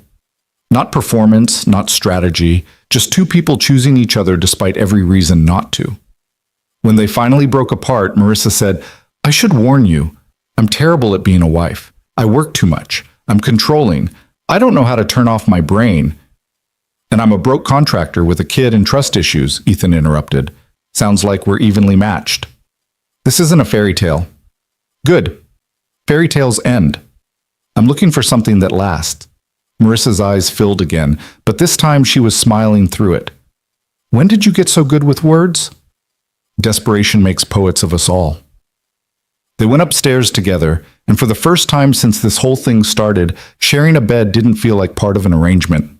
It felt like a choice they were both making, with full knowledge of the risks and complications ahead. As Ethan drifted toward sleep, Marissa's hand found his in the darkness. Thank you, she whispered, for today, for being honest when I couldn't. We're a team now. That's what teams do. Are we? A team? Yeah, I think we are. The next morning would bring new challenges. Press coverage of Ethan's confession, probably more attacks from Caleb, definitely more complications to navigate. But for now, in the quiet darkness of a bedroom that was finally starting to feel like theirs, they had this. Honest, messy, real. And somehow, against all odds, it was enough. Morning arrived with headlines that were surprisingly kinder than Ethan expected. Instead of scandal and outrage, most outlets ran with a different angle. The unconventional love story, the honesty in admitting to practical beginnings, the courage it took to stand before a board and confess the truth. Human interest pieces instead of hit jobs. Huh, Ethan said, scrolling through his phone over coffee while Sophie ate cereal at the counter. What? Marissa asked, looking up from her own tablet where she'd been bracing for disaster. They're calling us refreshingly honest. One article says we're challenging traditional marriage narratives. You're kidding. There's a quote from the chairman saying more couples should be this transparent about why they actually get married. Marissa took his phone, read the article with increasing disbelief. I don't understand. I thought we'd be crucified. Apparently, honesty is novel enough to be interesting instead of scandalous. Sophie looked between them, syrup on her chin. Does this mean the mean people stopped being mean? Some of them, Ethan said, wiping her face with a napkin. But there will always be mean people, sweetheart. The trick is not letting them decide how your story goes. Did you decide how your story goes? The question was so innocent, so direct, that both adults paused. Marissa met Ethan's eyes across the kitchen, something unspoken passing between them. We're trying to, Marissa said softly. Every day. The doorbell rang before Sophie could ask more questions. Ethan answered it to find a courier with a thick envelope marked urgent. Inside was a legal document. Caleb was filing an appeal, claiming the board's decision was made under duress and emotional manipulation. He's not giving up, Marissa said, reading over Ethan's shoulder. Did we think he would? No, but I'd hoped. Her lawyer called 30 seconds later. The appeal is weak, he assured her. Caleb's grasping at straws. But it'll drag things out another few months, keep you in legal limbo. Can we fight it? We can, but Marissa, I think there might be another option. What kind of option? Caleb wants the company. He spent years positioning himself as the heir apparent. What if you gave him a piece of it? Marissa's expression went cold.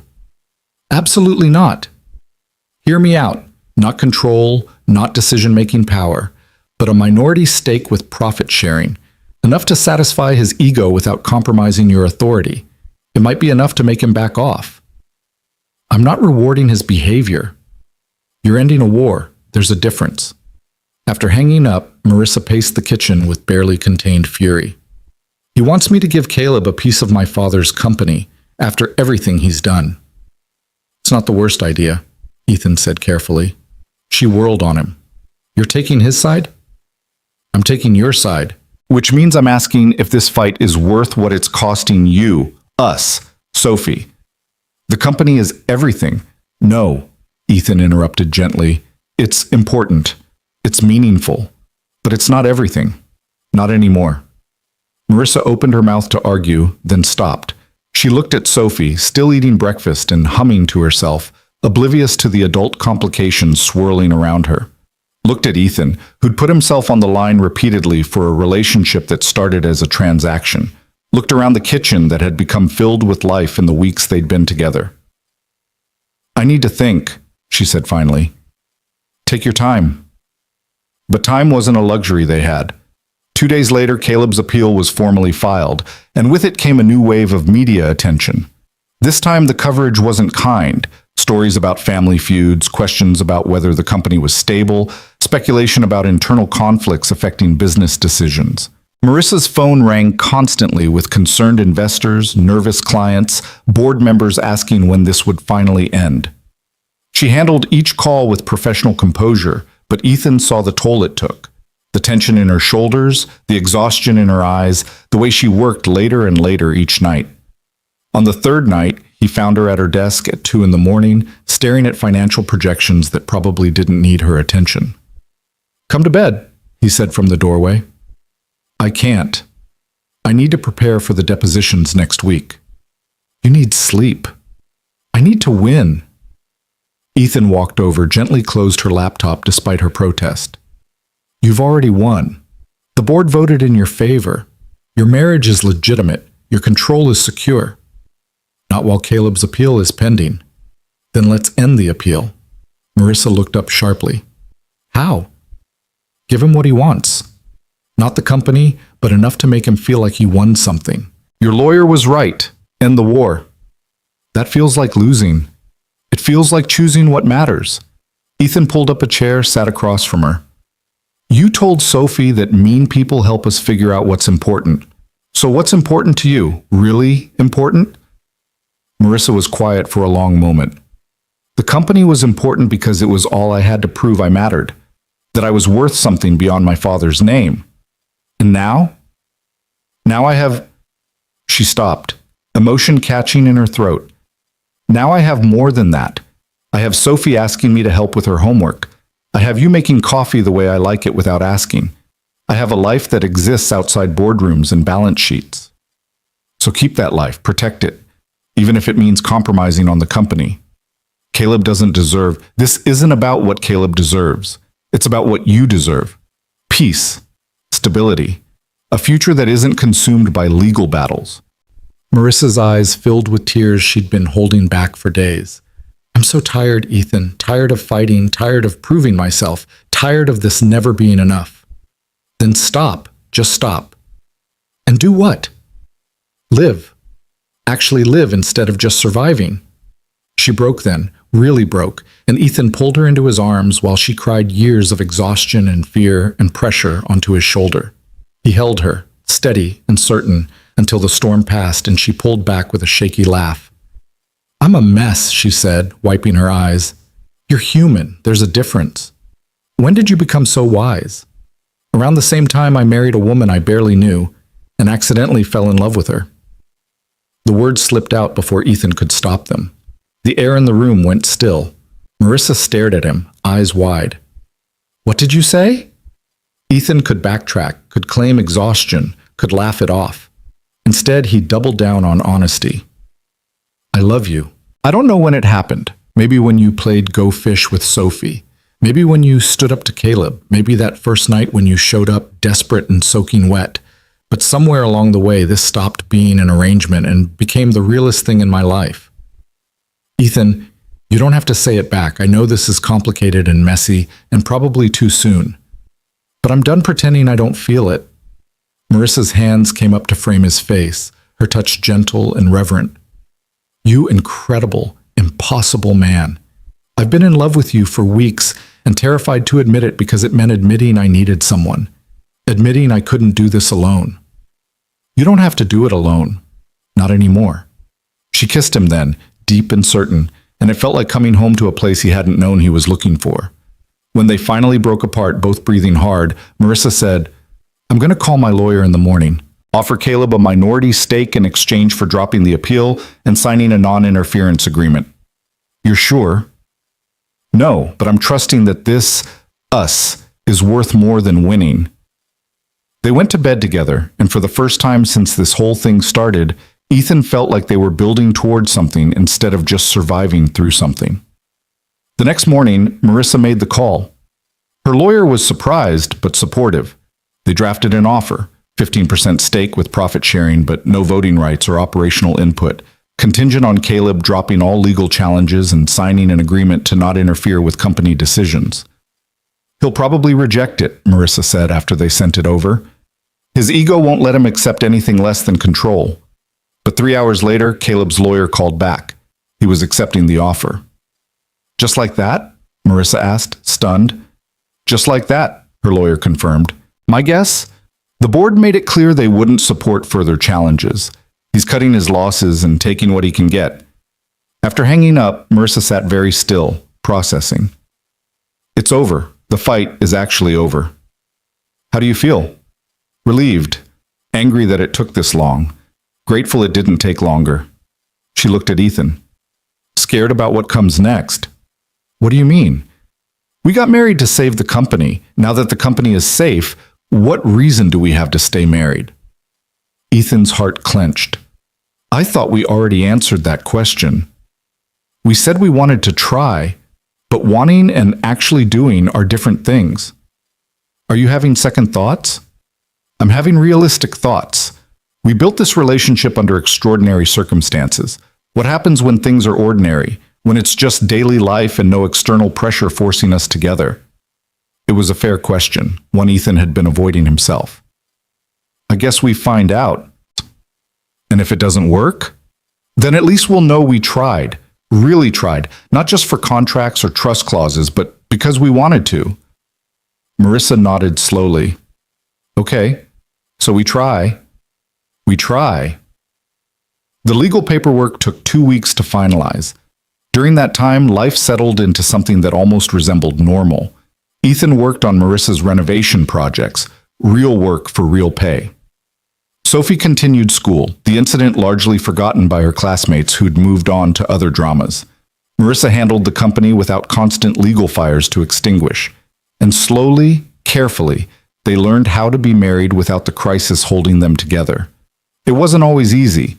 Marissa struggled with giving up control, with asking for help instead of handling everything herself.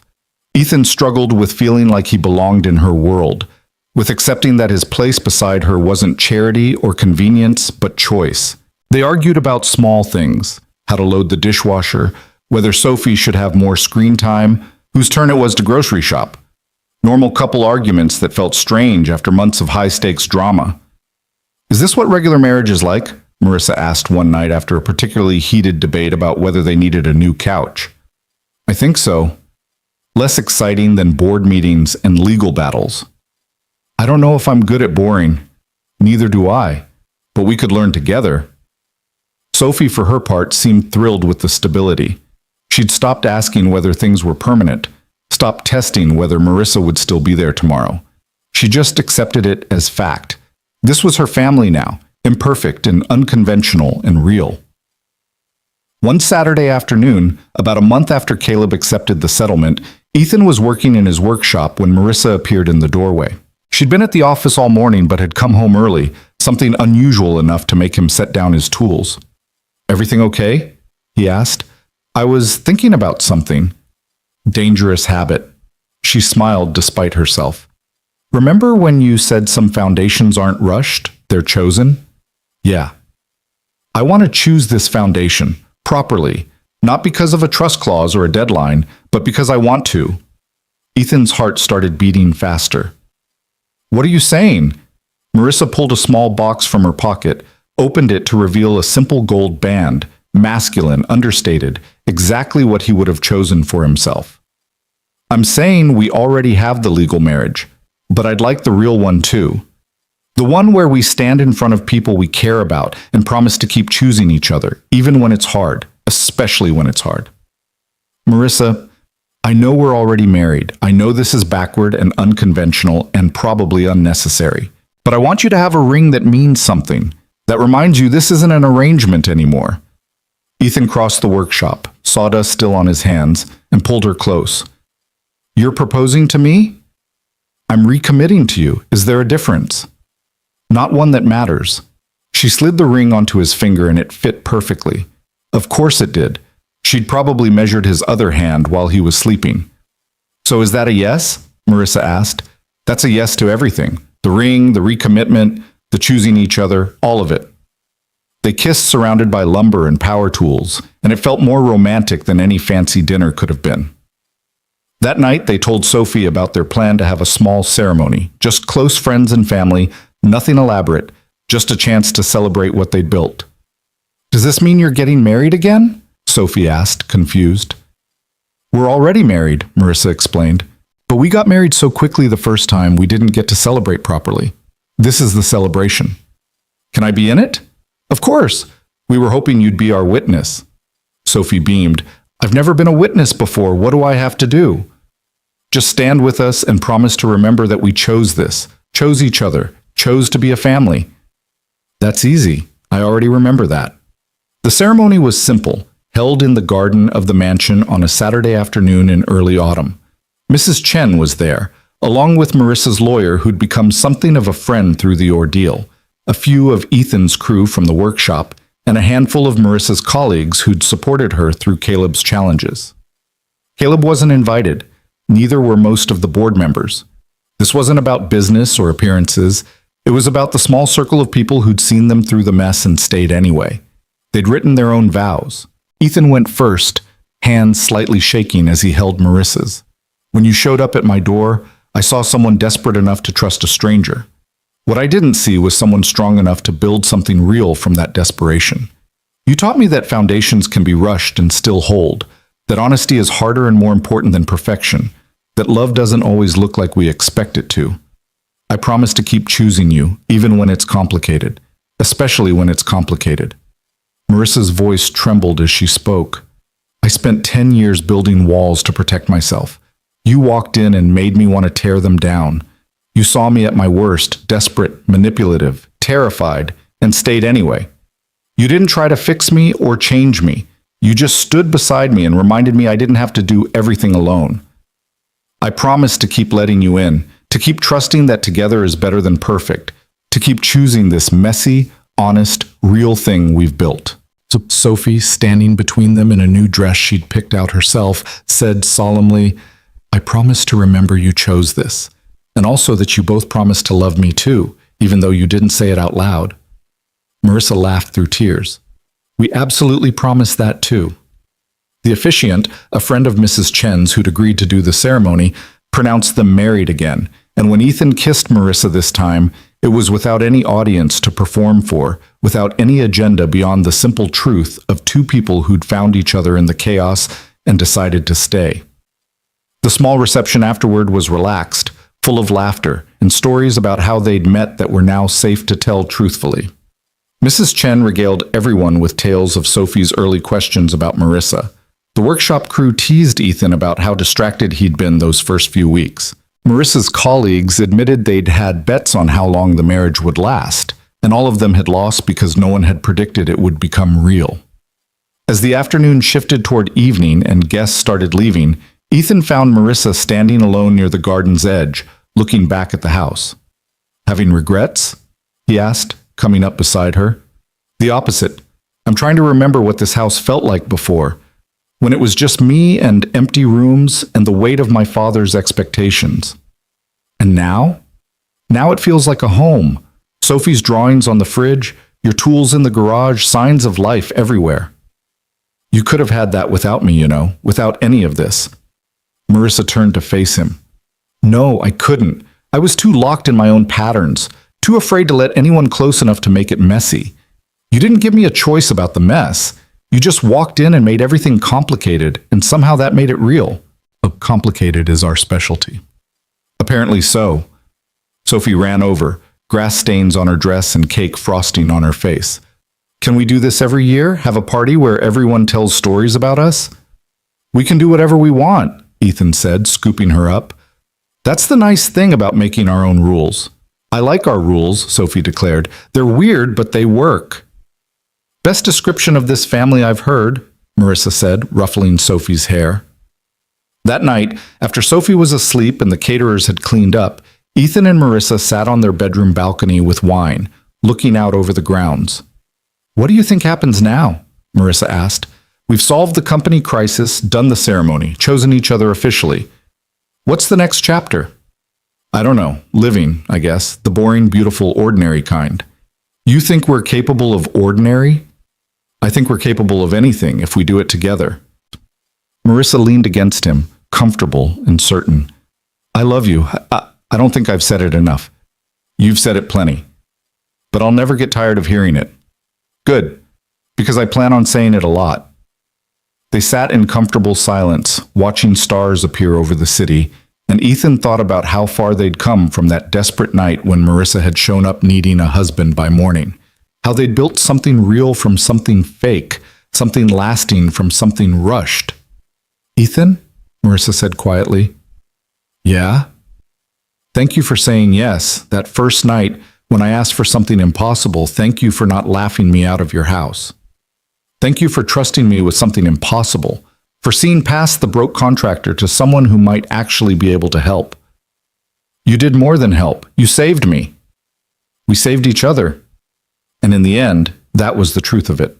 Not a fairy tale where one person rescued another, but a partnership where two desperate people found each other and built something neither could have built alone." The next morning, Ethan woke to find Marissa already up, standing at the window in her robe, looking thoughtful. "What's on your mind?" he asked, voice still rough with sleep. "I want to step back from the company a bit. Not quit, just delegate more. Hire a COO, actually take weekends off, be present for the life we're building." "You sure? The company was everything for so long. It was everything because I didn't have anything else. Now I do. Now I have reasons to come home instead of reasons to stay at work until midnight." What brought this on? Marissa turned to face him. "Yesterday, during the ceremony, I realized I've spent 10 years building my father's legacy and not enough time building my own. This, us, Sophie, the family we're creating, this is my legacy too. And I don't want to miss it because I'm too busy proving myself to people who don't matter." Ethan got up. crossed to her, pulled her close. You know Sophie's going to demand even more of your time if you're around more. Good. I want to be the one who helps with homework and makes dinner and argues about bedtime. I want to be fully in this life, not just visiting it between business crises. Then do it. Build the life you actually want instead of the one you think you should have. Is it really that simple? Probably not, but we can try to make it that simple. Over the next few months, Marissa did exactly that. She hired a talented COO, started leaving work at reasonable hours, actually took weekends to spend with Ethan and Sophie. At first it felt strange. She'd catch herself reaching for her phone to check emails, feeling guilty about not being at the office. But slowly, she learned to be present, learned to enjoy Saturday morning pancakes with Sophie without thinking about Monday meetings, learned to work on renovation plans with Ethan without her mind drifting to quarterly reports. Ethan's workshop thrived with the steady contracts from Marissa's properties, and he hired 2 additional workers to help with the expanding workload. He paid off the mortgage, rebuilt his savings, and stopped waking up in panic about money. But the best part wasn't financial stability. It was the small moments, teaching Sophie how to hammer nails straight, watching Marissa learn to cook without burning things. The 3 of them piled on the couch for movie nights, the ordinary magic of a life built together. 6 months after their recommitment ceremony, Ethan came home from the workshop to find Marissa and Sophie in the kitchen, covered in flour and giggling over what looked like a failed attempt at cookies. "What happened here?" he asked, surveying the disaster. "We're baking," Sophie announced proudly. "That's one word for it." Marissa laughed, flour in her hair and on her face, looking more relaxed than Ethan had ever seen her. "The recipe said easy. The recipe lied." "Come here," Ethan said, pulling out his phone. "Let me get a picture of this." "Don't you dare!" But he was already snapping photos, capturing Marissa and Sophie's flour-covered faces, their matching expressions of delighted chaos, the mess they'd created together. Later that night, after they'd cleaned up the kitchen and put Sophie to bed, Marissa found those photos on Ethan's phone. "You're keeping these?" she asked. "Of course, this is what happiness looks like. We look like disasters. We look like a family." Marissa stared at the photos, something soft in her expression. "I never thought I'd have this. The mess, the chaos, the ordinary beautiful disasters. And now? Now I can't imagine anything else." A year after that first desperate night, they held a small party to celebrate their first official anniversary, counting from their recommitment ceremony rather than the rushed courthouse wedding. Friends and family gathered again in the garden, and this time Caleb was invited. He came surprisingly, though he stayed on the edges of the party, uncomfortable and out of place. Near the end of the evening, he approached Marissa. "I owe you an apology," he said stiffly. Marissa blinked, shocked. "Excuse me?" "I was wrong. About the marriage, about Ethan, about everything. I let jealousy make me cruel." "What changed?" Caleb glanced toward where Ethan was showing Sophie how to work the grill. "I've been watching you this past year. You're happy. Actually, happy, not just successful. I don't think I've ever seen you happy before." "I wasn't. Not really." "I know. And I'm sorry I tried to take this from you. Sorry I couldn't see past my own bitterness to be happy you'd found something real." It wasn't a perfect apology, but it was honest. Marissa nodded slowly. "Thank you. That means something. For what it's worth, Ethan's good for you. Better than I wanted to admit." "He is." Caleb left shortly after, and Marissa suspected they'd never be close, but maybe they didn't have to be enemies either. As the party wound down and stars appeared overhead, the 3 of them, Ethan, Marissa, and Sophie, stood together near the garden's edge. "Make a wish," Sophie said, pointing at the first star. "What should we wish for?"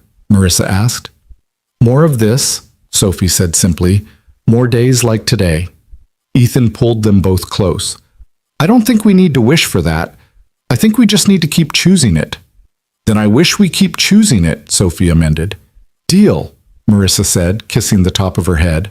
They stood there as guests departed, as the evening faded into night, as the life they'd built together settled around them like a warm blanket. Ethan thought back to that first night, standing at his door looking at a desperate woman with a duffel bag and an impossible request. He'd said yes because he was desperate too, because he needed what she offered, because he saw in her eyes something he recognized, someone fighting to survive. He'd never imagined that survival would turn into this, into love and laughter and ordinary disasters in a kitchen, into a daughter who now had a mother figure she adored, into a partnership that was messy and complicated and more real than anything he'd built before. "What are you thinking?" Marissa asked, leaning against him. "That some foundations really aren't rushed, they're chosen." "And they last?" "Yeah, they last." Sophie tugged on both their hands. "Can we go inside? I'm tired." They walked into the house together, into the warm light and comfortable chaos, into the life they'd built from desperation and choice and stubborn refusal to give up on each other. Ethan Cole, single dad and contractor, the man no one expected to matter, had learned the truth at last. Some foundations are built in crisis and tested by fire. Some start with lies and become the most honest things you've ever known. Some are rushed and complicated and imperfect. And sometimes those are exactly the foundations that last forever. Because they're not built on fairy tales or perfect timing or ideal circumstances. They're built on two people standing together and saying yes to the mess, yes to the complications, yes to choosing each other even when it's hard. Especially when it's hard. And in the end, that choice, that daily, deliberate, honest choice, was worth more than any trust clause, any company, any perfectly planned life could ever be. It was worth everything.